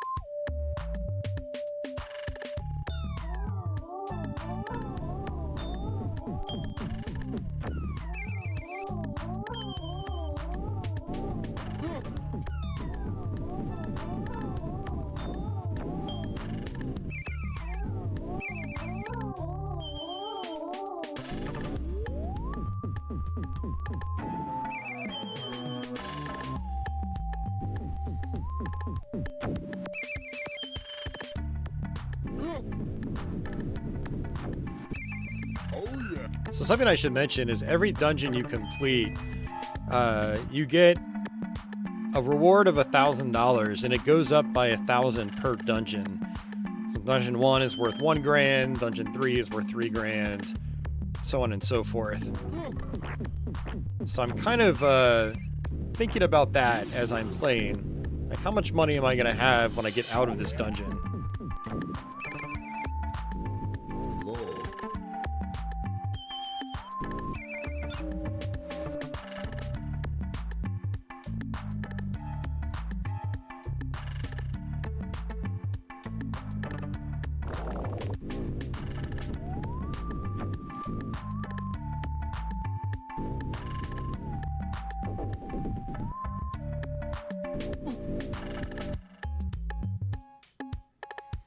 Alright, so this one we have to flip 3 switches.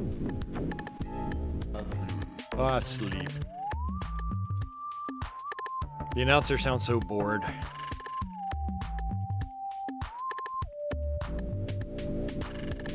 But I'm just going to open up all these areas to destroy all the spawners, regardless whether the right switch is in there or not.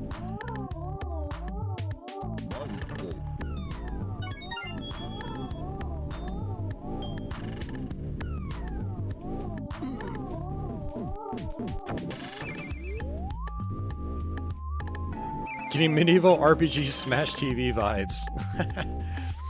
Yeah, a little bit. Definitely the most like Gauntlet.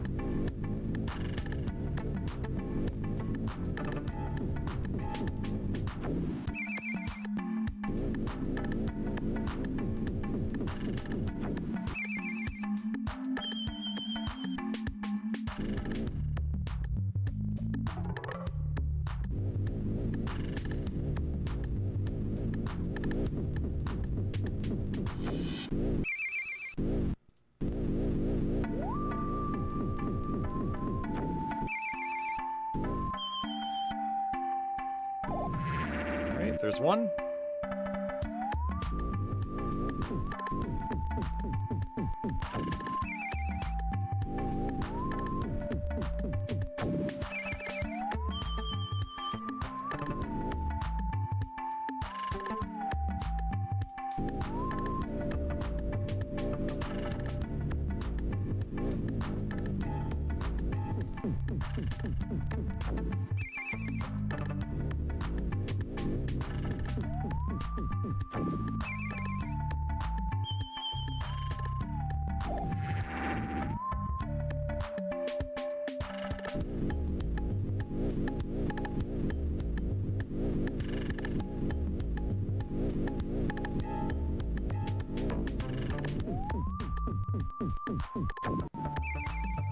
If you've never really played the Gauntlet games, they are very much about kind of just restraint and discipline.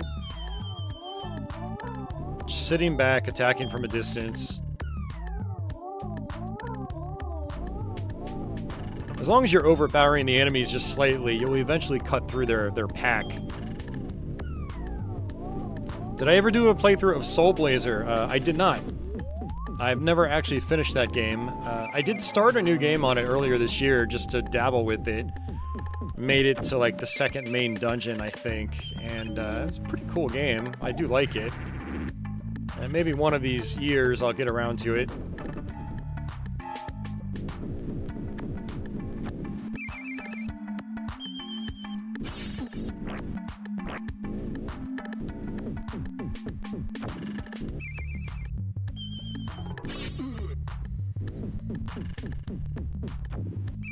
Now, it is possible to actually fall through on some of these places. Yep, like right there.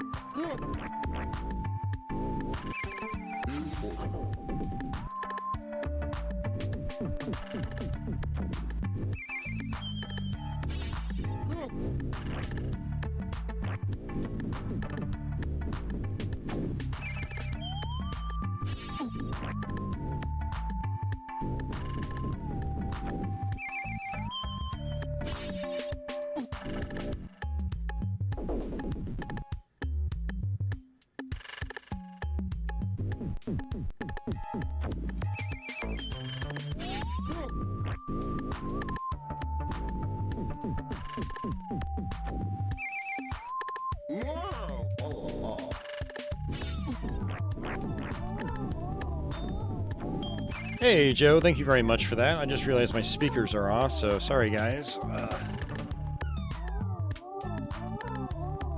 But much appreciated.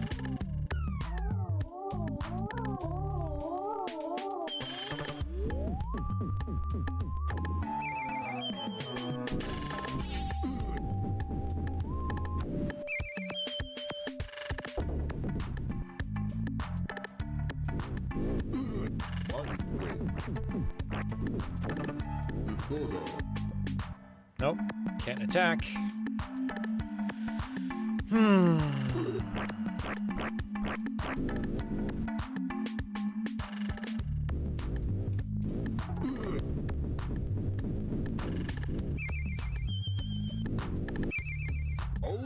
Hey, DG, how are you doing?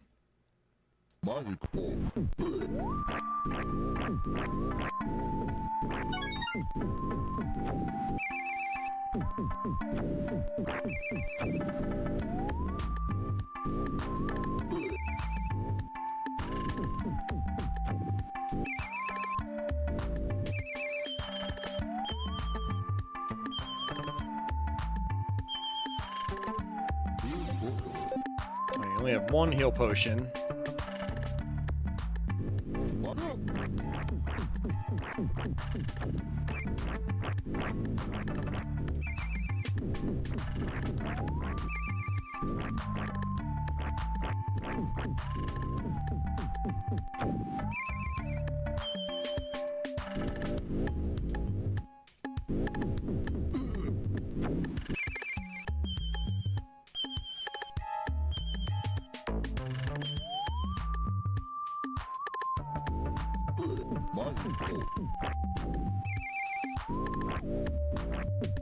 So I'm in a state of hunger right now, so since I've run out of food, what ends up happening is it depletes my health 1 point about every second.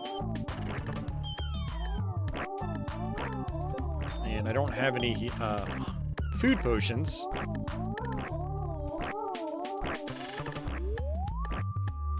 Oh, you know what? I think there's a part where I have to fall through the floor. Yep, right there.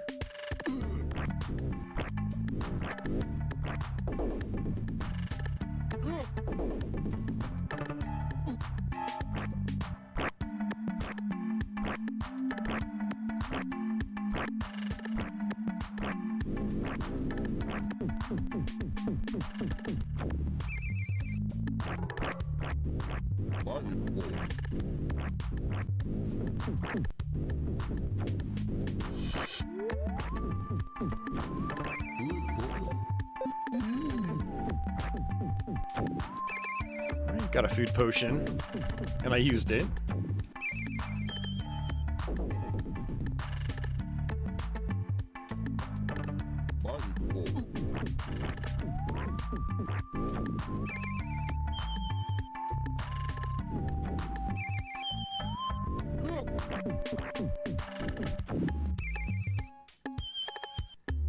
And it looks like that's going to take us to the boss room.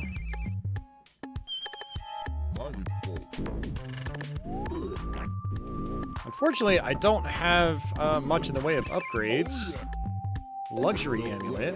That's good.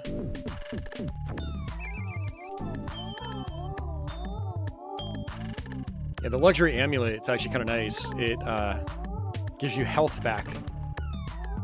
It just slowly ticks up.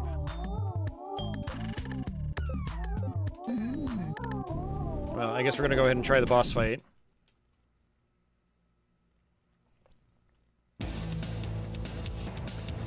Don't have a lot of health though, so we'll just kind of see how this works.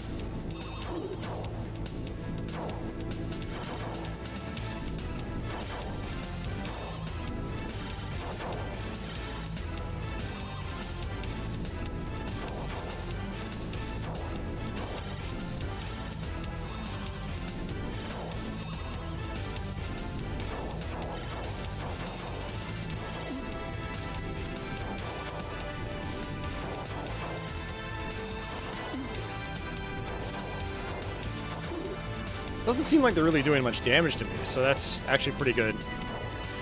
Since I don't have any other health refills.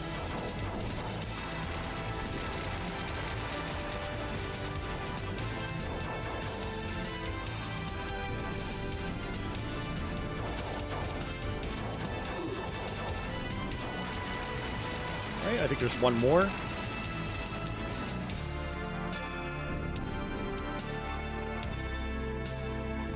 He's a big boy.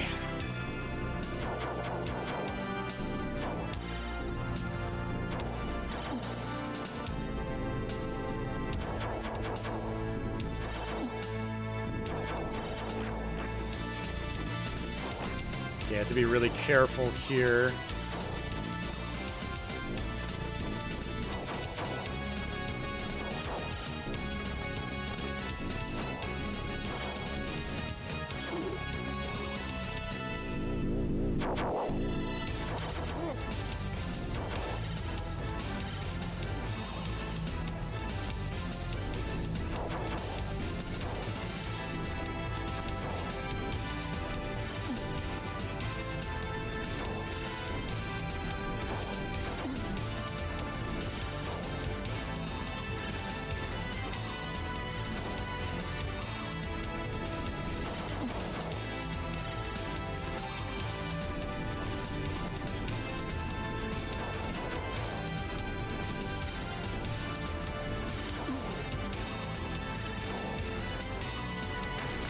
Oh, we got it. Good.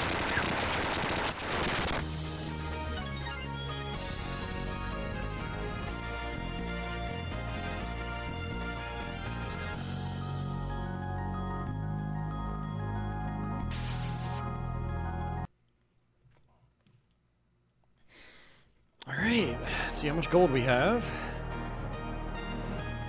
and what we can buy.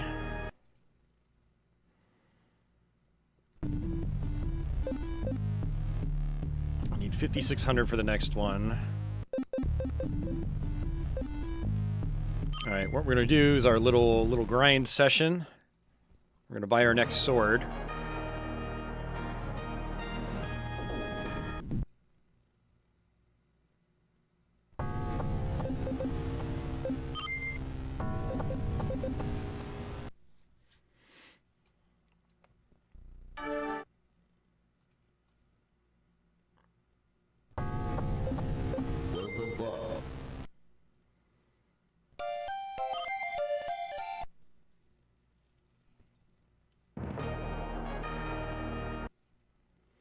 Looks like we'll have to do this twice.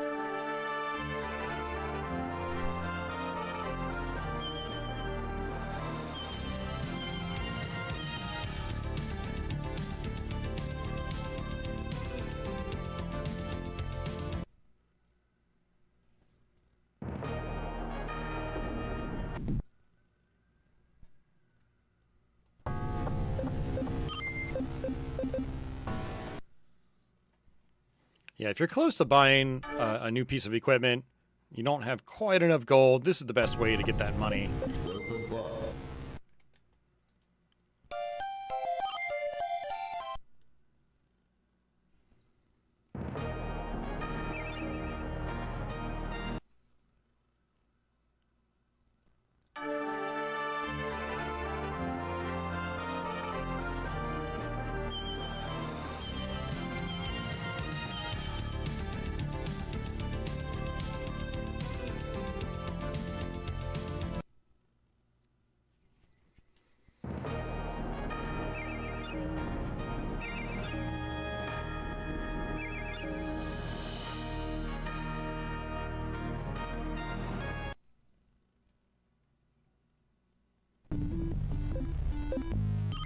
Alright, Sonic Blade.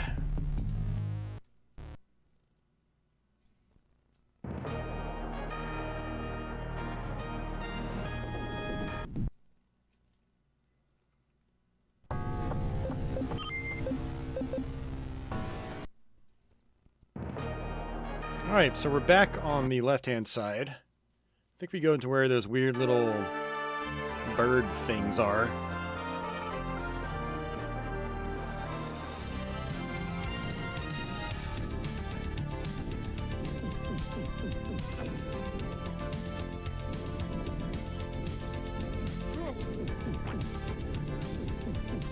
My health goes up to over 1,000 now, so all that grinding we did actually helped out from a food and health standpoint.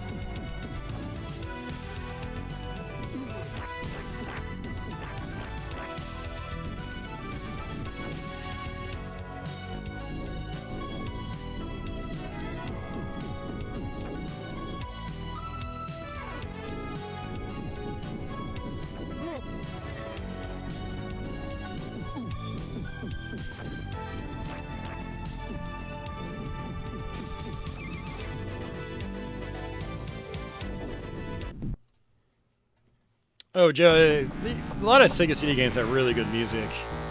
Yeah, this game's no exception. Alright, so this is a little bit of a different kind of dungeon. There's a lot of forced damage in it.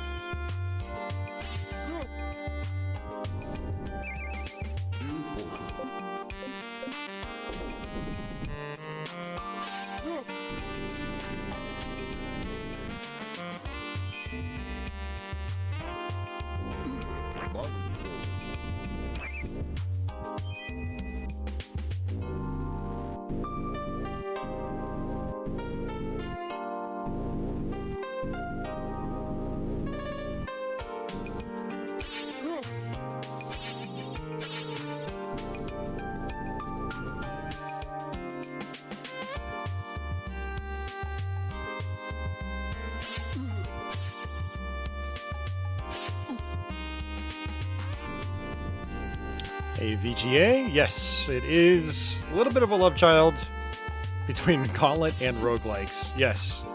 It's probably the best way to describe it, honestly.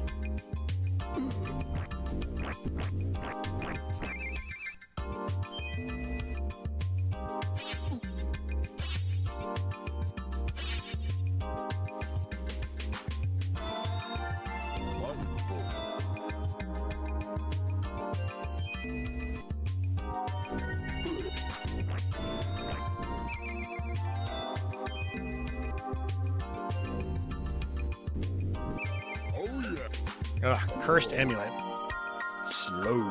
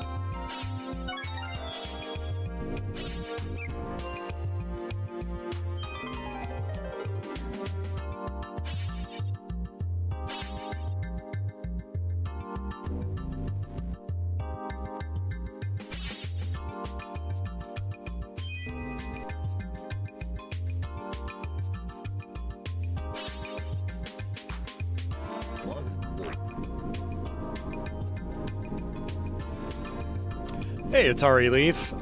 No, this is not the same. I mean, it's in the same series, but the game is brand new.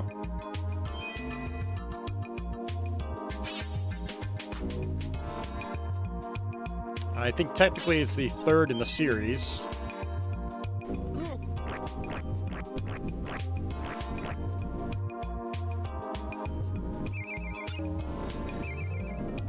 Finally, a health potion. That's good. I need that.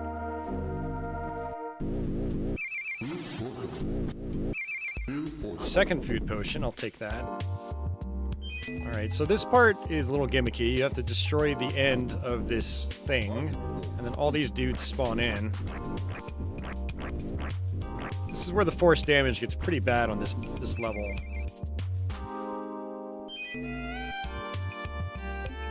Oh, 3 healing potions. Okay, good. The one thing I do like about this dungeon, though, is very straightforward. It's like point A to point B.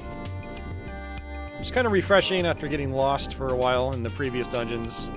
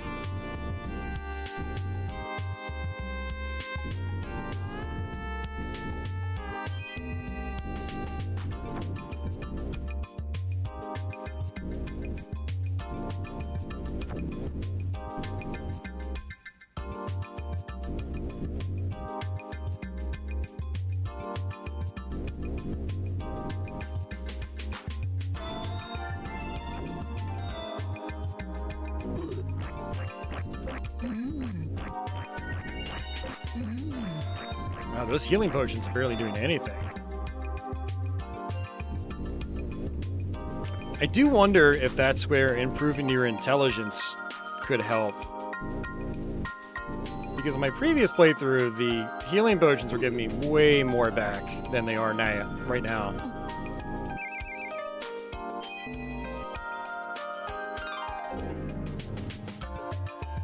You might actually have to buy a shield just for that purpose alone. The walkthrough I looked at the other day, it didn't say anything about giving you more health back for higher intelligence. But I'm starting to wonder.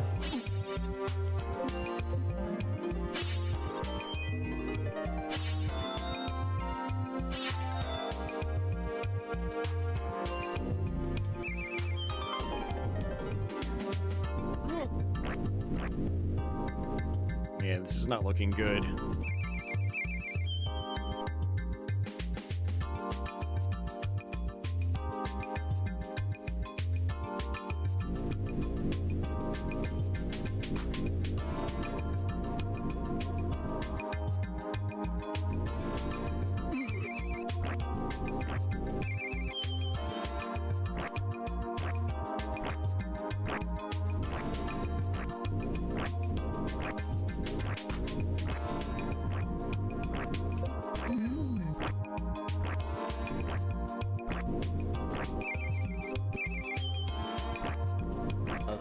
Oh boy. Oh, this could be really bad. No, no, no, no, no, no, no, no, no. Shit, we're dead. There's no way I can even escape at this point. Well, we just wasted like 20 minutes of gameplay.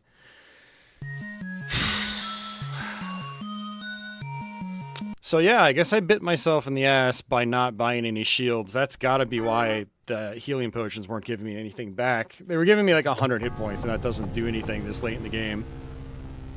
When your HP goes up to 1,000, you need a lot more than 100 coming back to you. Ugh, that's awful.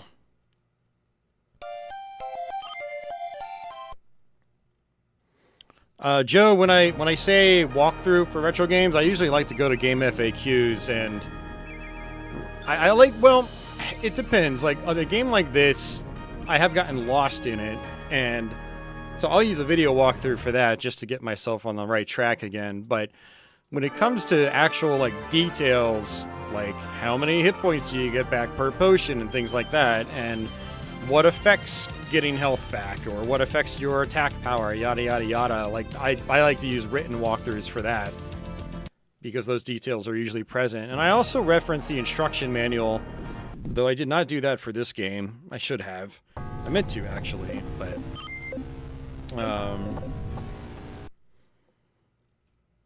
so we're gonna just exploit a little bit so we can buy ourselves a better shield, and we'll see if that gives us more HP back per health potion.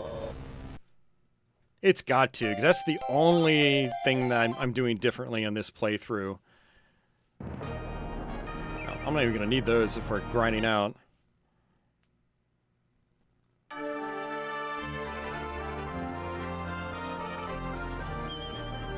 Yeah, and especially for, like, really old games, you know, 16-bit and prior, I feel like written walkthroughs are really good, because there's a lot of, like, detailed information in the games that aren't obvious, and having a written walkthrough, like, clarify stuff is really nice. Video walkthroughs, I think, are best for when, like, you need to learn a boss fight's patterns. You know, you're playing something like, I don't know, Shatterhand for the first time, and you're getting wrecked at a boss, and instead of, you know, continuing over and over again, you can just look at a video walkthrough and be like, oh, that's how you do it, and then just, you know, with that knowledge, go back and try to, you know, learn the boss.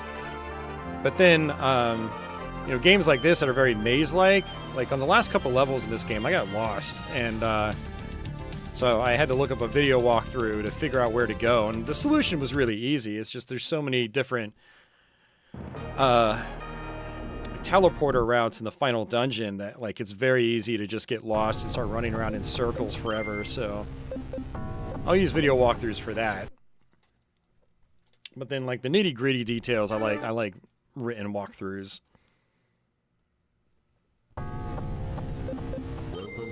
I also like using written walkthroughs for things like, oh, is there a hidden ending? Is there a secret final level I can go to, you know?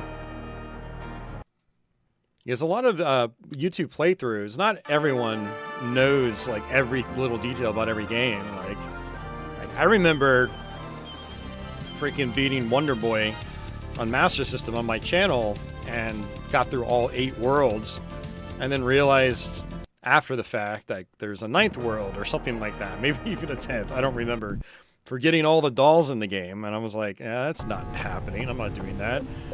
So I like to refer to walkthroughs, written walkthroughs in particular, to see if there's anything like that I'm missing, and if it is missing, at least I can address it while I'm doing my playthrough.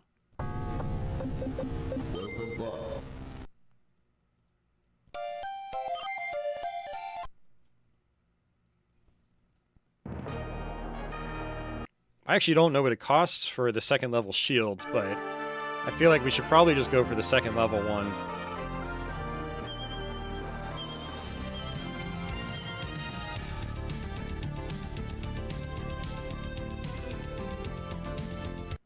So let's just take a gander in the shop.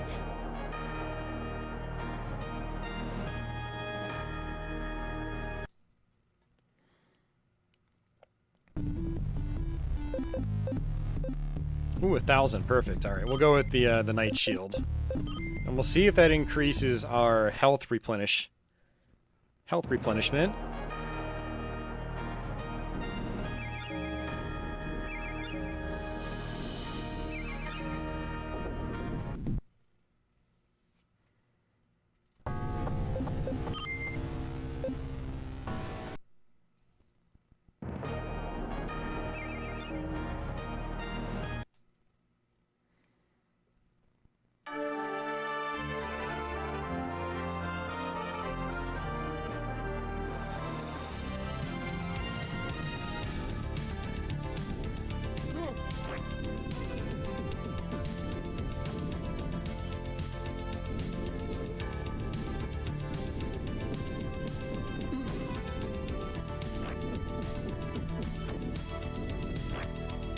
Yeah, actually the FAQ for this game on Game FAQs is actually pretty good because it's one of the HTML walkthroughs somebody did. I think it was sometime last year. My only complaint with it is that there's a couple of details missing. I don't think it mentions anything about shields boosting health restoration. But also it doesn't give you shop values for equipment. So that would have been a nice little thing to have that I could just keep up in front of me as I play the game. That way I know what values to shoot for.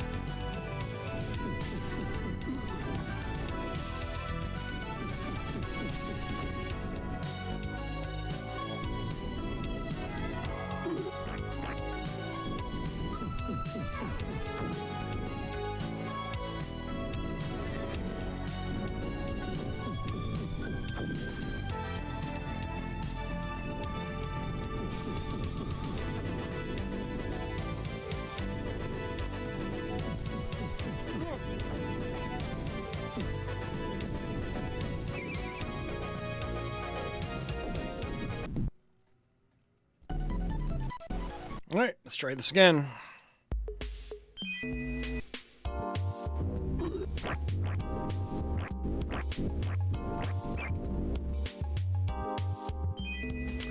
Yeah, the crazy amount of force damage is what makes this dungeon difficult.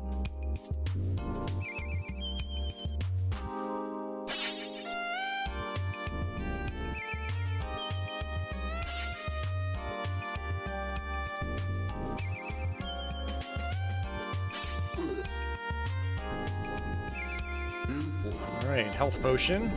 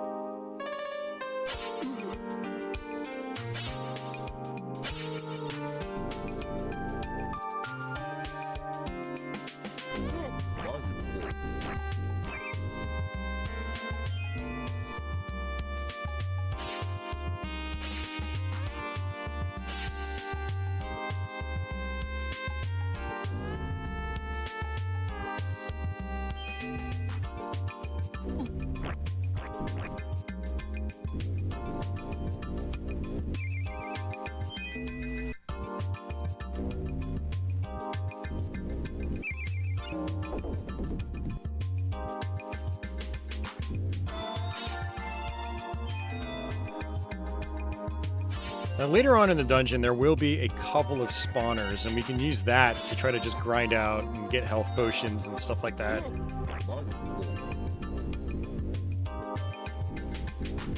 So hopefully we can make it to that point this time.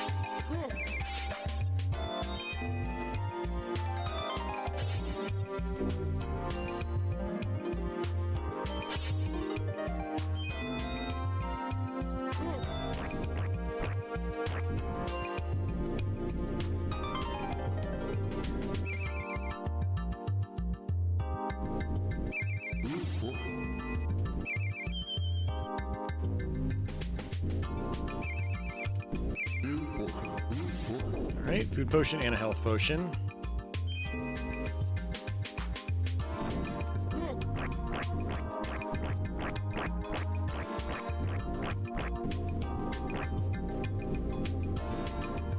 Feels like attacking at a diagonal works really well.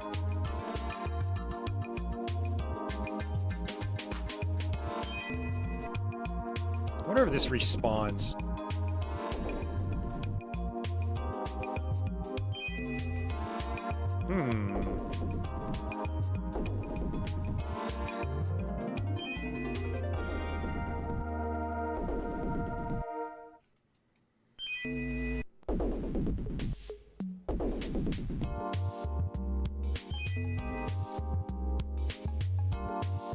Okay, so we actually have to do this every time we go back into this room.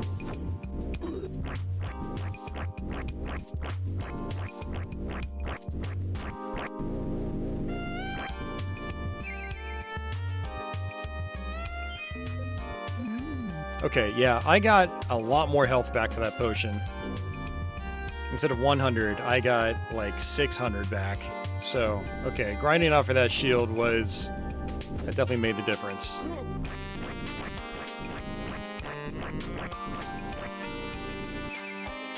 Yeah, I wish I knew that. Otherwise, I would have bought a shield early on. The more you know.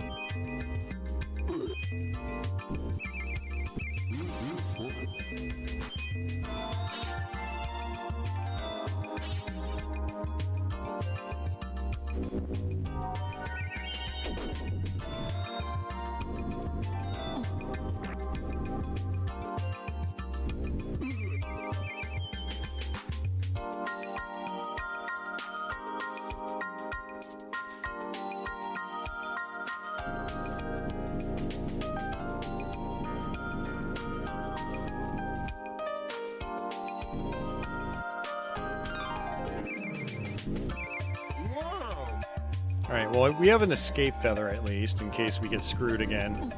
That was one of the problems with last time, is that I had no way to exit the dungeon. Not with the amount of health I had left.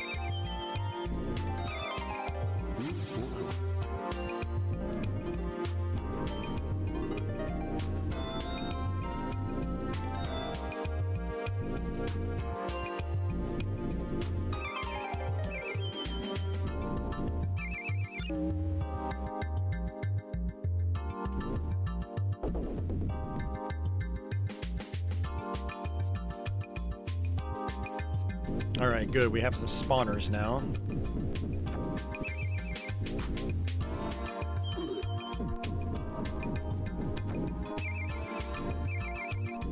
Alright, let's hope this is a good holy amulet. Well, I'll take that.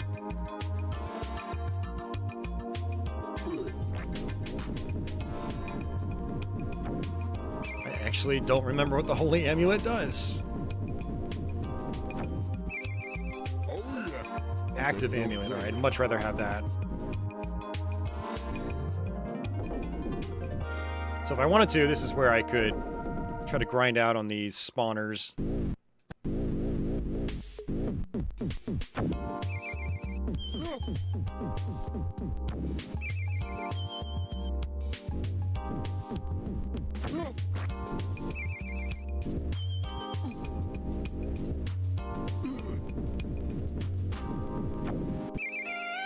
Nice, food potion, that's good. We'll go ahead and just use that.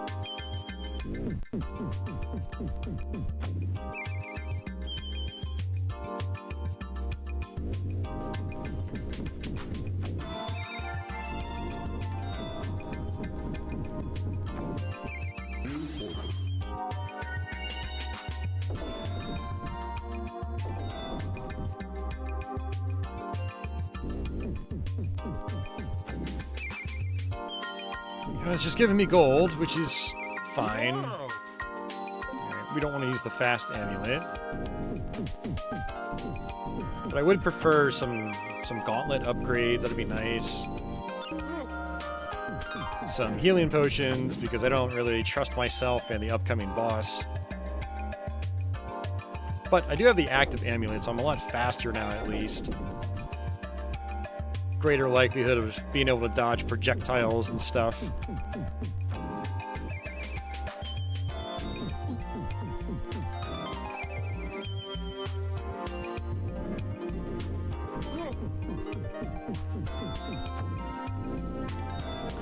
Yeah, VGA, this is why I don't use faster classes, because you can get this amulet and you get to keep it for the whole dungeon once you find it. And then so that's how I get good strength plus fast movement speed.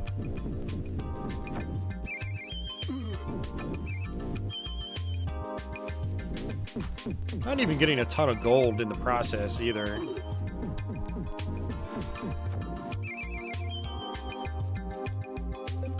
Alright, so I have one healing potion. It's possible I might get more, you know, by the end of the level, but this is one of the only parts of the whole dungeon where you can actually grind out.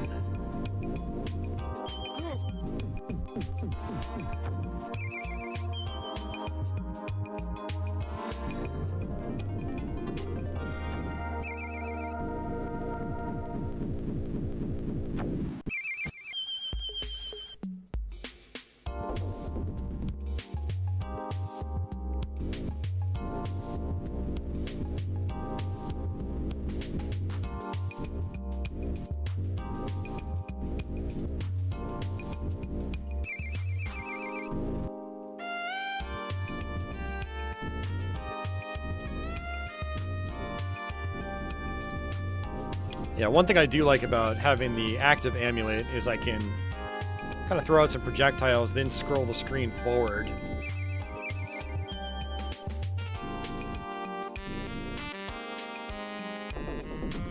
Hey, Jason, no worries. You've already seen me play this game.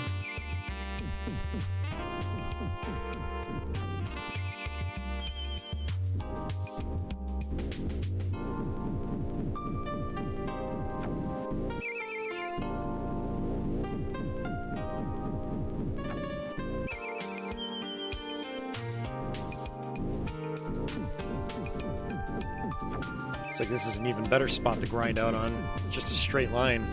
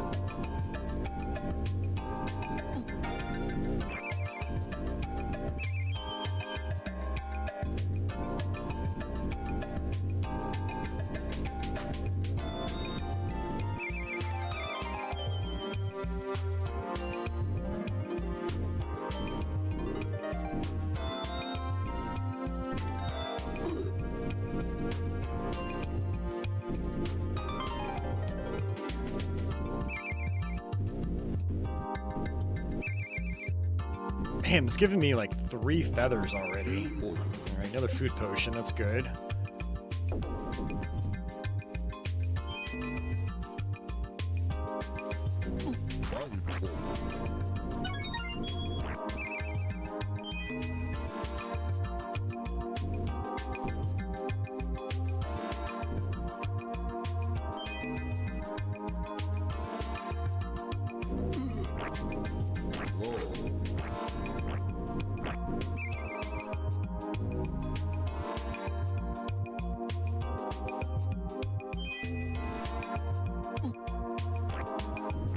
Alright, looks like I'm hungry. Both in real life and in the game.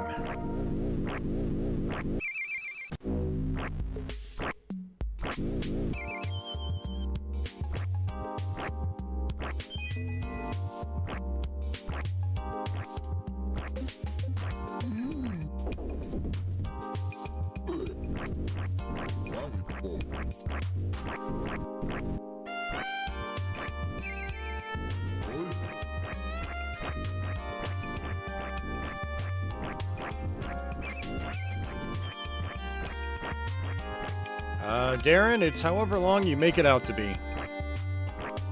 I don't know. I've seen playthroughs in 2.5 hours. I'm predicting mine will probably go to the 5-hour mark, maybe longer.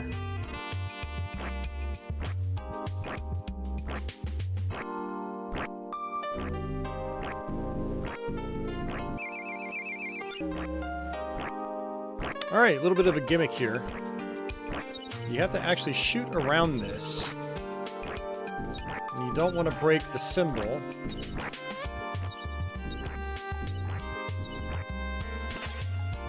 Crap, I broke it.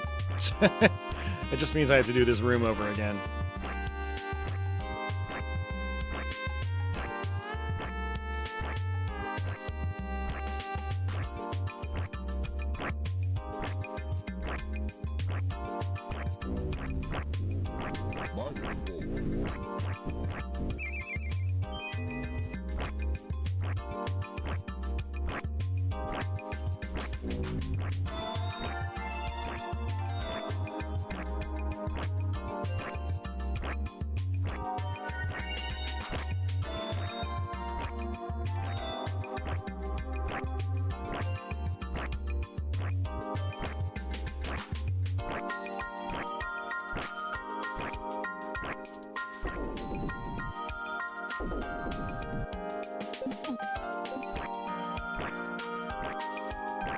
Well, I think the wise thing would be to use the fast amulet, which is going to make it so I don't need to actually consume food. I'd much rather actually be fast, but it means fast as in fasting.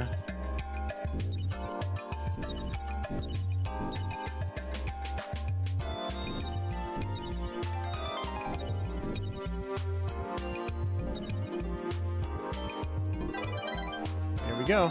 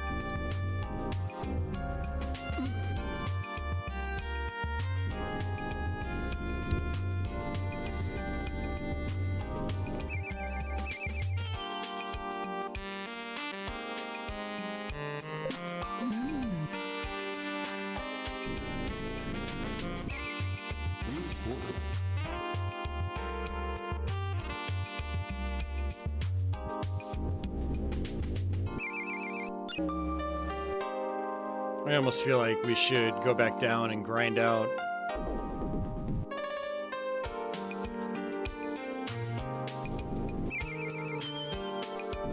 I don't know if I can beat this boss with 1,000 health.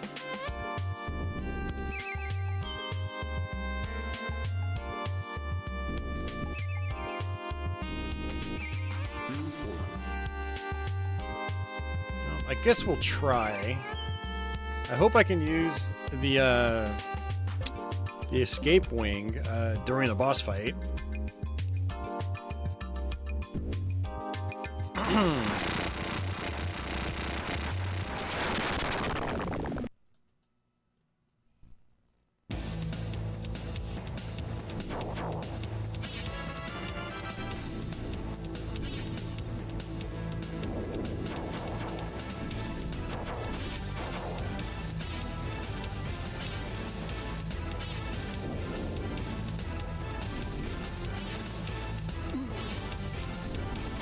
The wind apparently doesn't hurt you in this boss.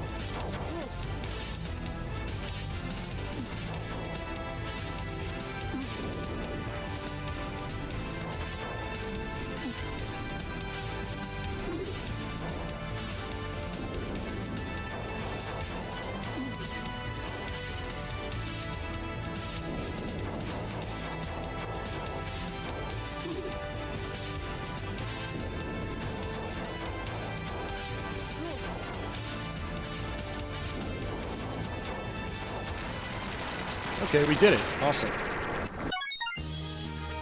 Whew, makes me feel a little bit better. I was getting a little tense there. I was like, man, we've already had to do this dungeon over once.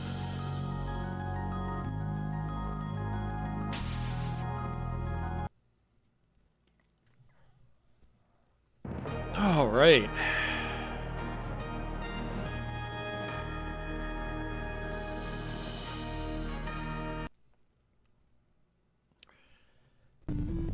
So I know we're getting close to the best weapon. We need 8,900. But I also want the gold mail for 78. It's a tough one. We might just try the next dungeon as is. I don't know.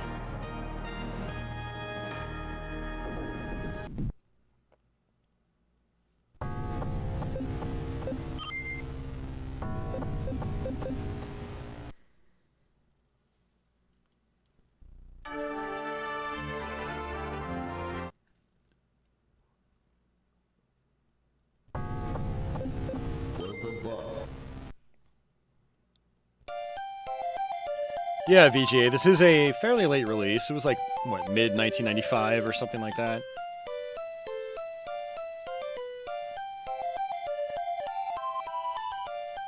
I mean, late, yeah, it's late for the platform, but I mean, realistically, it's only like 3 years after the system came out.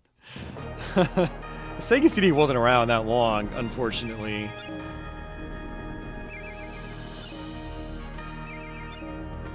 Alright guys, so what I'm going to do is I'm going to take a break. I'm going to go ahead and just sit here. I need to use the restroom, but I also need to get some caffeine in me and then grab a snack. I'm getting hungry again. Just like my fighter. But you guys can stare at Milo while I'm gone. I think I scared Patchouli out when Milo knocked over a bunch of stuff at the start of the stream. But just give me about 5 minutes, and I'll be right back.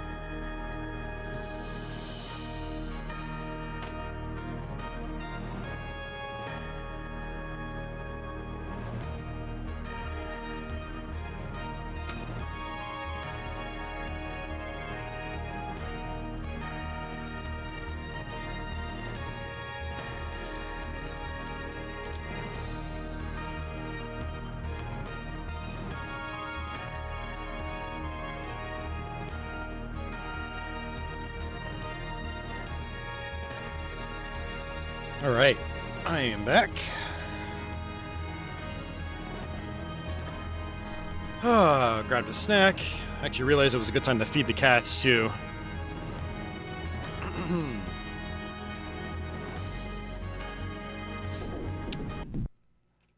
I do believe I saved it already. Do it again.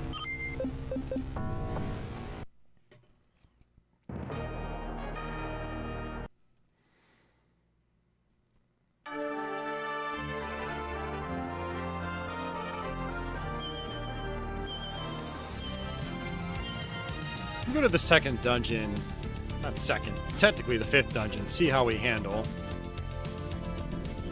It's not this one.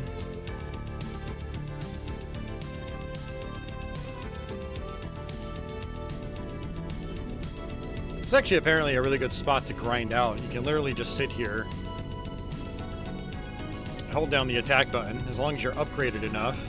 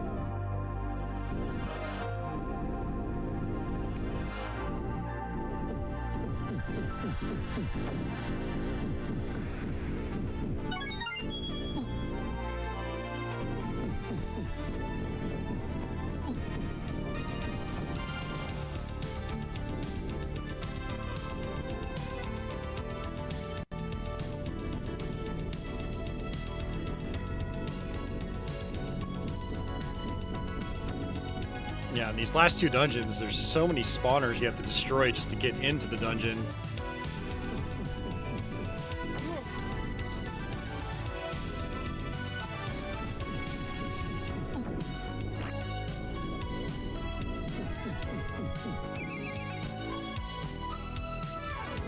Alright, there it is.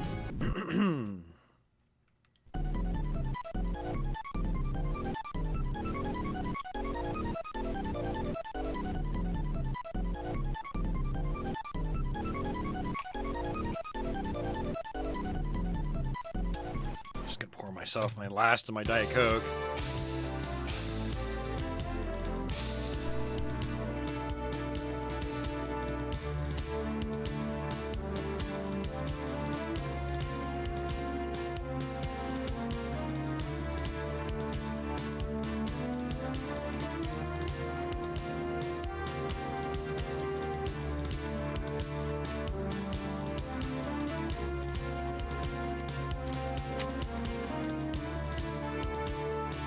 All right.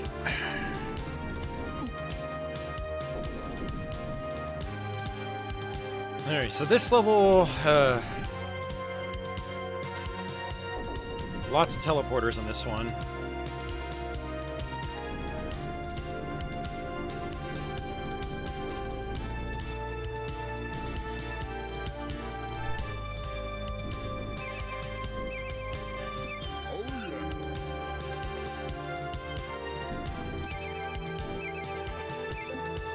Mind's Glove.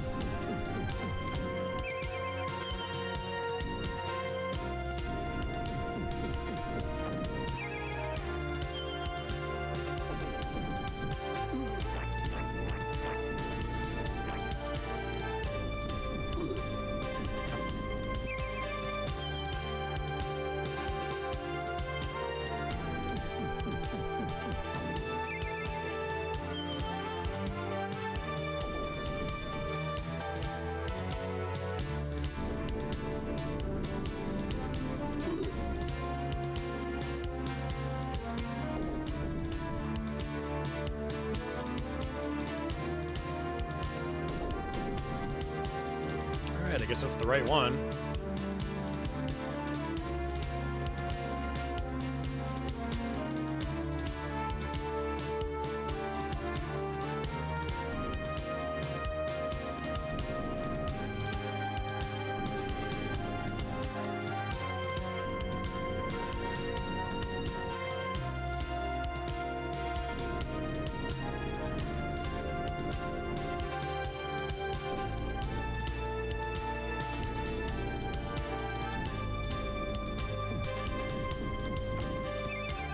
Nice. Backpack.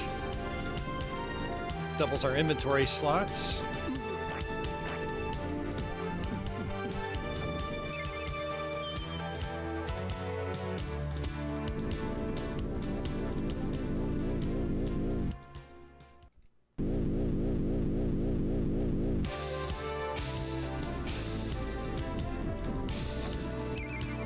I will admit, this game makes me want to play some Gauntlet Legends.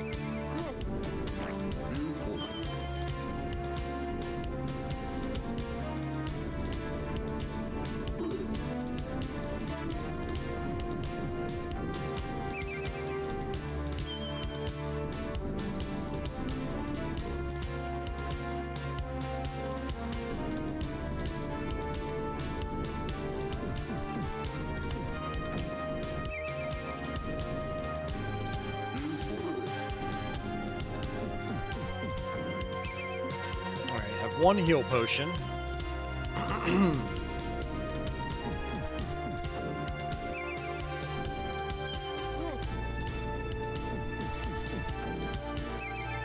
Oh, nice. The camp pot. Awesome. That's very good.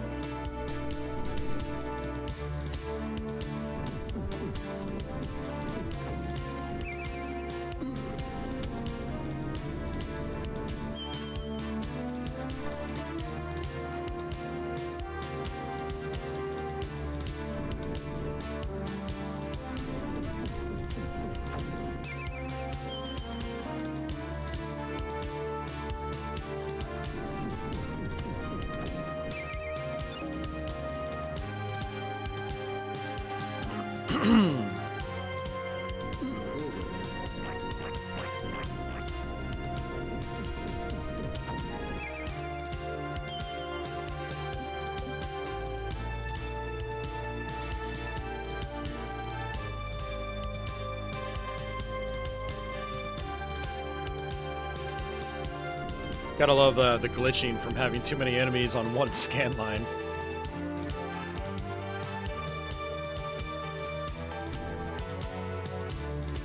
I'd say this system still handles it pretty well.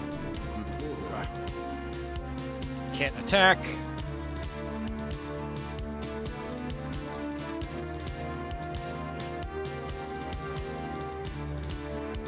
Right.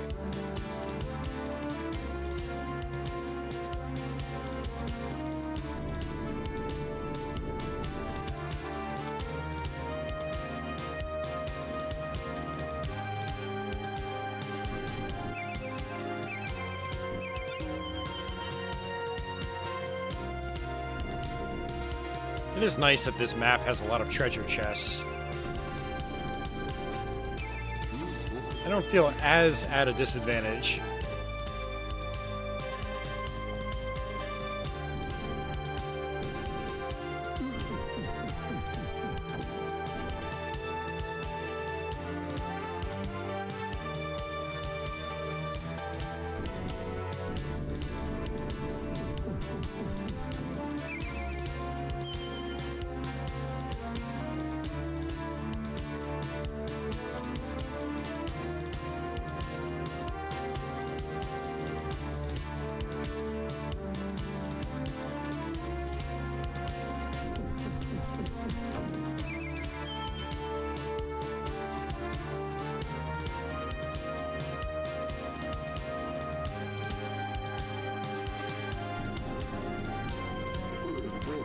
Ugh. This is the worst disorder. The one that it forces you to move, but you can't attack.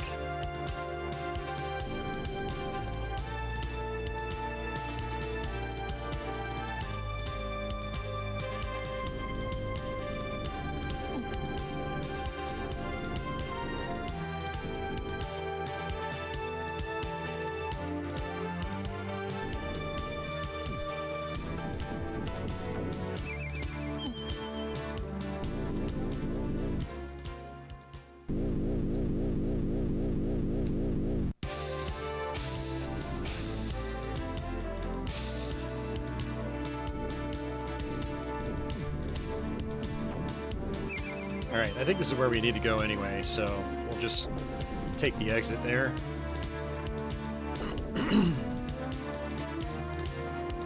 This is probably the worst part. There's so many of these teleporters.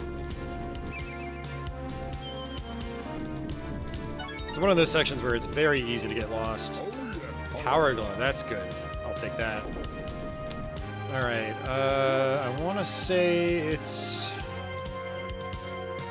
Crap, I don't know which one it is. Let's try this one.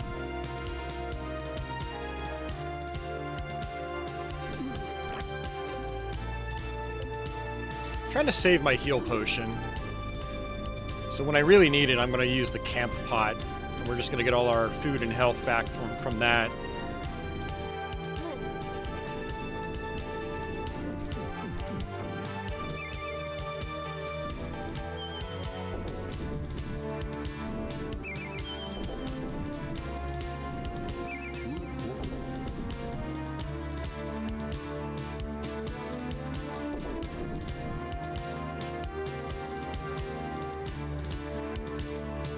Wow, did I pick the right one to start? I think I did. Good.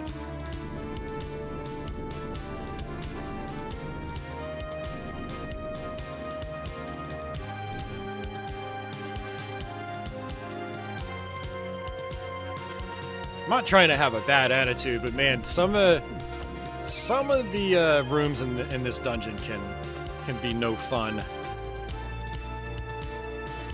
There's a certain kind of maze-like design that I just don't care for, and that is tons of teleporters in a single room.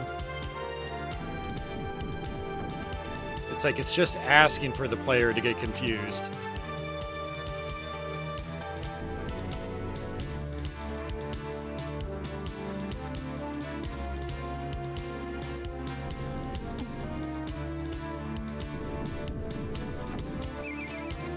Ooh, health potion, that's good. So I have 2, plus a food potion. Yeah, let's go ahead and use that cant pot right now.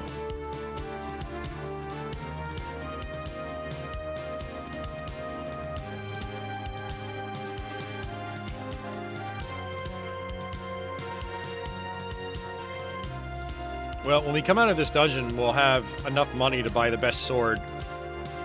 And then buy some good armor at the same time, probably. Only downside to the cat pot is that it takes a while for all your resources to build back up.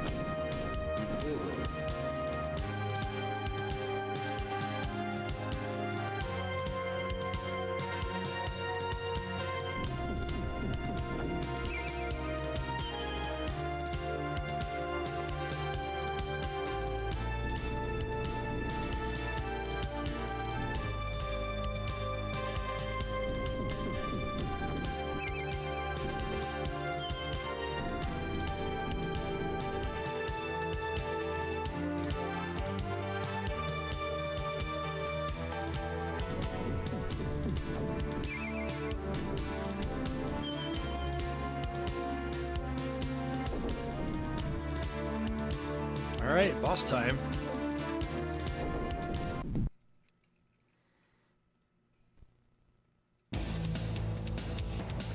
Alright, so we have to hit the 3 faces up top.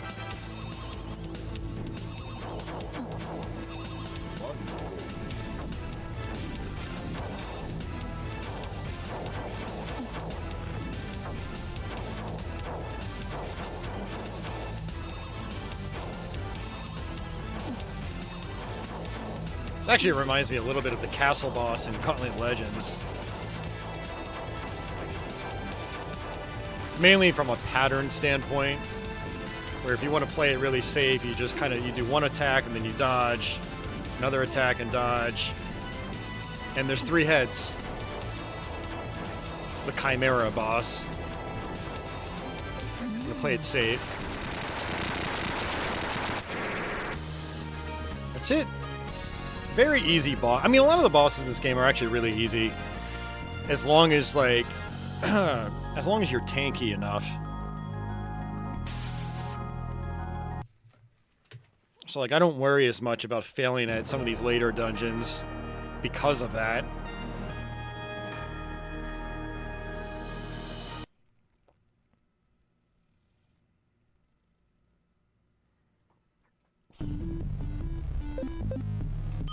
Alright, Ogre Blade. I don't think I can buy the next armor yet. Let's see where we're at with that. I might be okay with just this current armor. Need 5,200. Alright, we should probably go ahead and grab that. Well, you know what? I think I'm not going to. I think we're going to see how our defense goes on this next dungeon, just as is.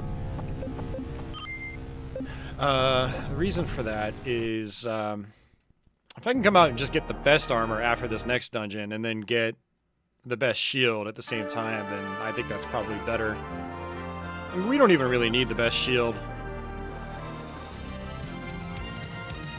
Alright, this is our last mainline dungeon.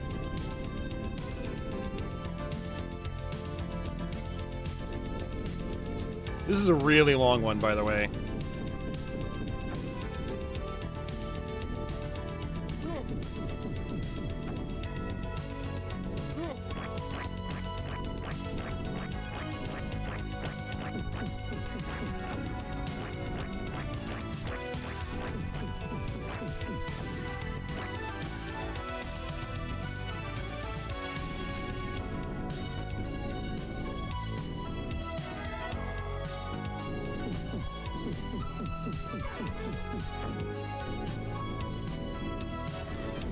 I'm just learning now in this playthrough that if you go diagonally, your sword will actually do damage to your enemies.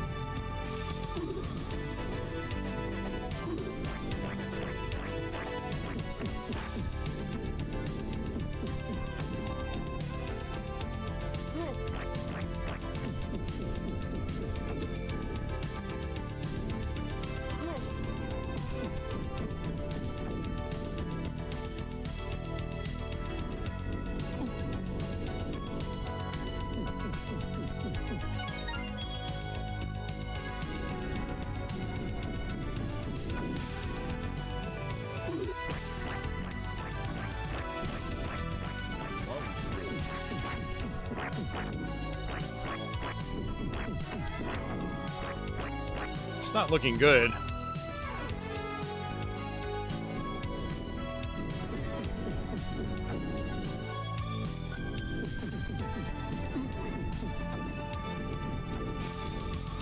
We might need that armor after all.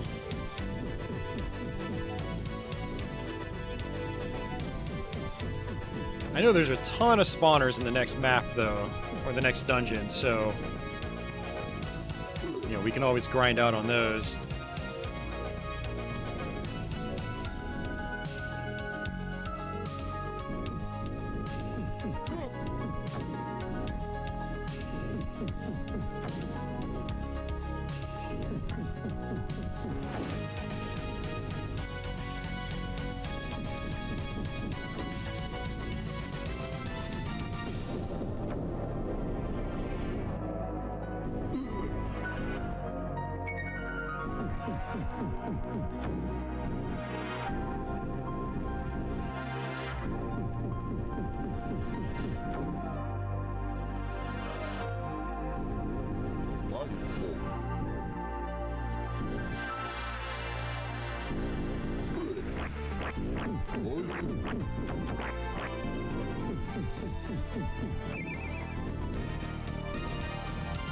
Alright, well, we're in the dungeon, but we have almost no health. This is the ocean, or something like that.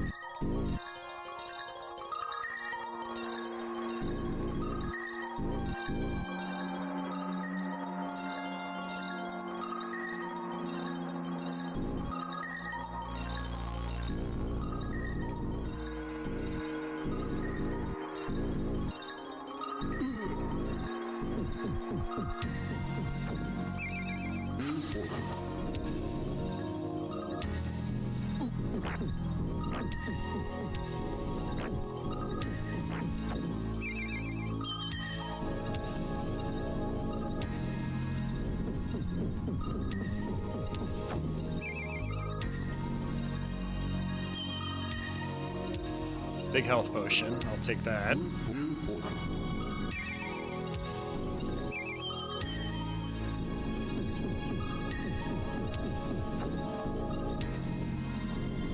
And let's go ahead and use it.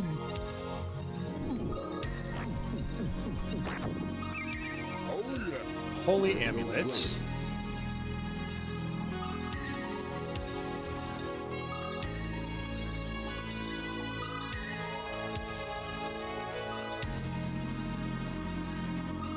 You know, I think the Holy Amulet just makes it so I can't get afflicted with, you know, things like disorder and poison. I'm pretty sure that's what it does.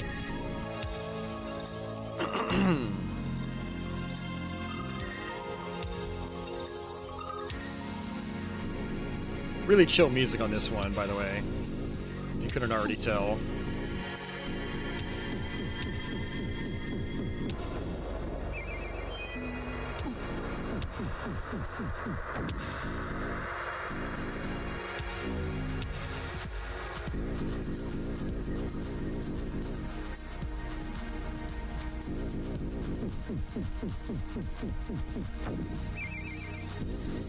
So the bosses in this game get cooler and cooler as you go through it. They get more involved and detailed, more moving parts and stuff like that. As you could probably tell with the previous boss. But this boss is, I think, even cooler.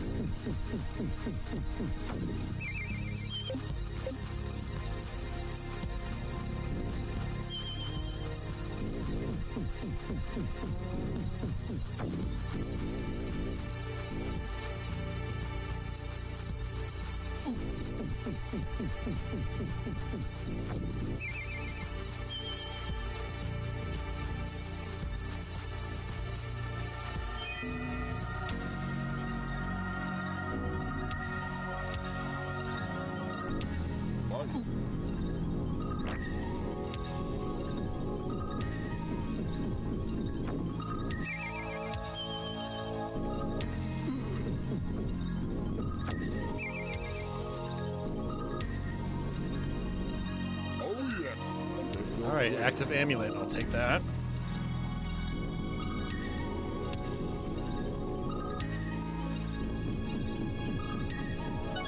That's my favorite amulet.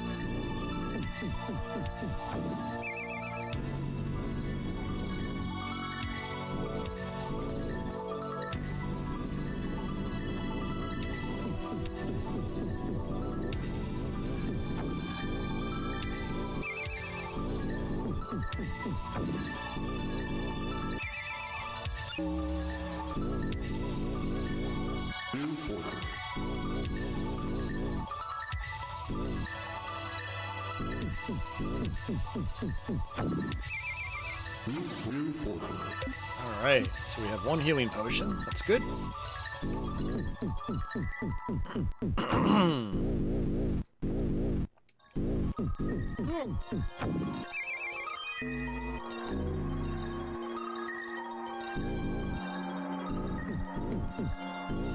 Yeah, so the crazy thing about this dungeon is that, you know, it's got water right now, but we get to a point where we empty the water, and then we have to go back through a lot of it over again without the water.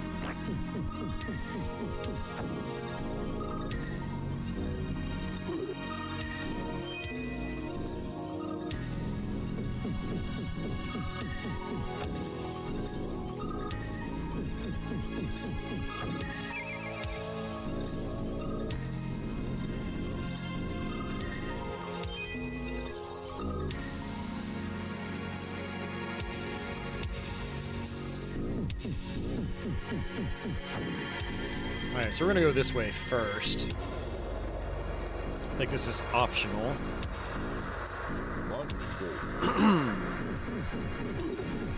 We can get some goodies, potentially.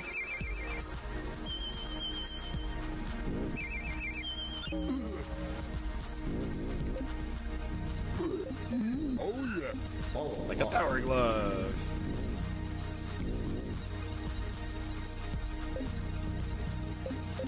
Alright, we don't need 2 escape wings, so I'll just skip that one.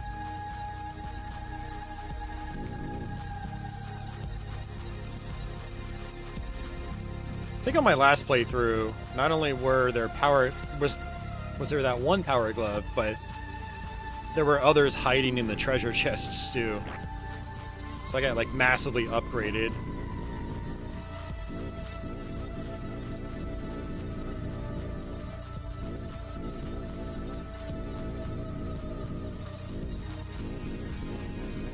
Yeah, nice little water effect. That's most likely using the Sega CD hardware. The Sega CD hardware is very distinct visual effects. Like when it's used, you're kind of like, oh, that's gotta be taking advantage of the internal hardware. Even if the effect itself is relatively simple.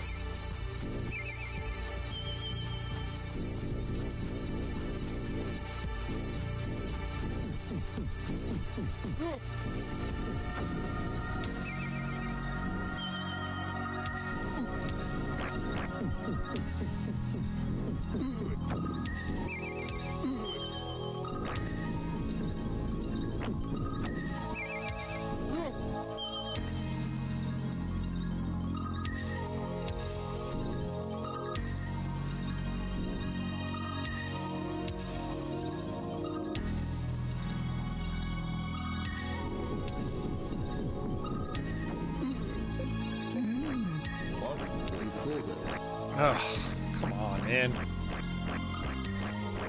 Yeah, this is actually bad right here.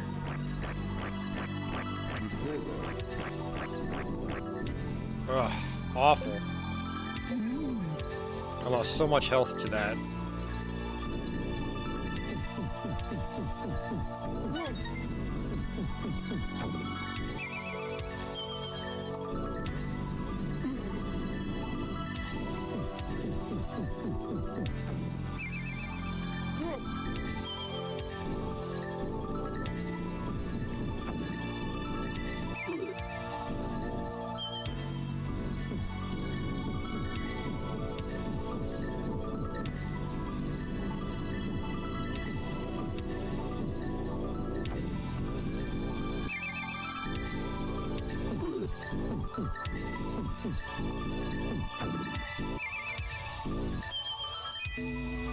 Yeah, I might end up having to warp out, unfortunately. I'll have to do the whole thing over again.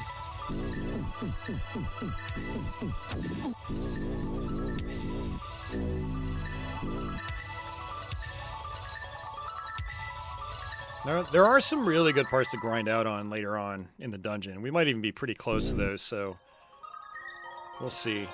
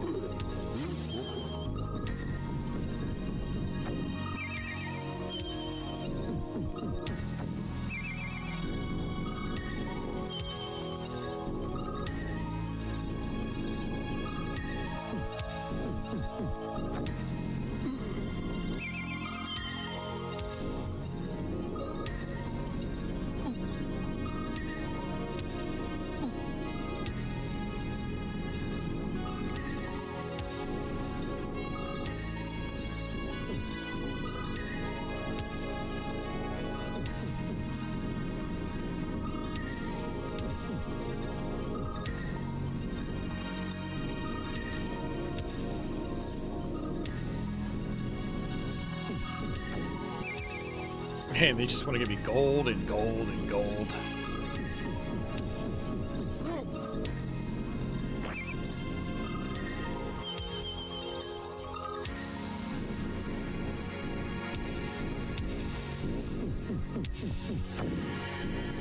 If they can just give me a single health potion, I can keep pushing forward.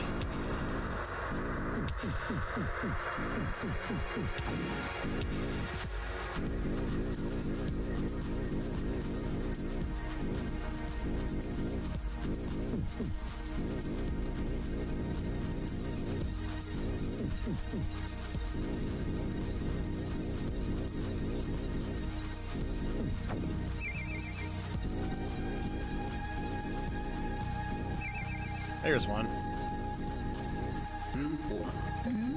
Alright, we can keep pushing forward. Which is good, because this is like an insanely long dungeon.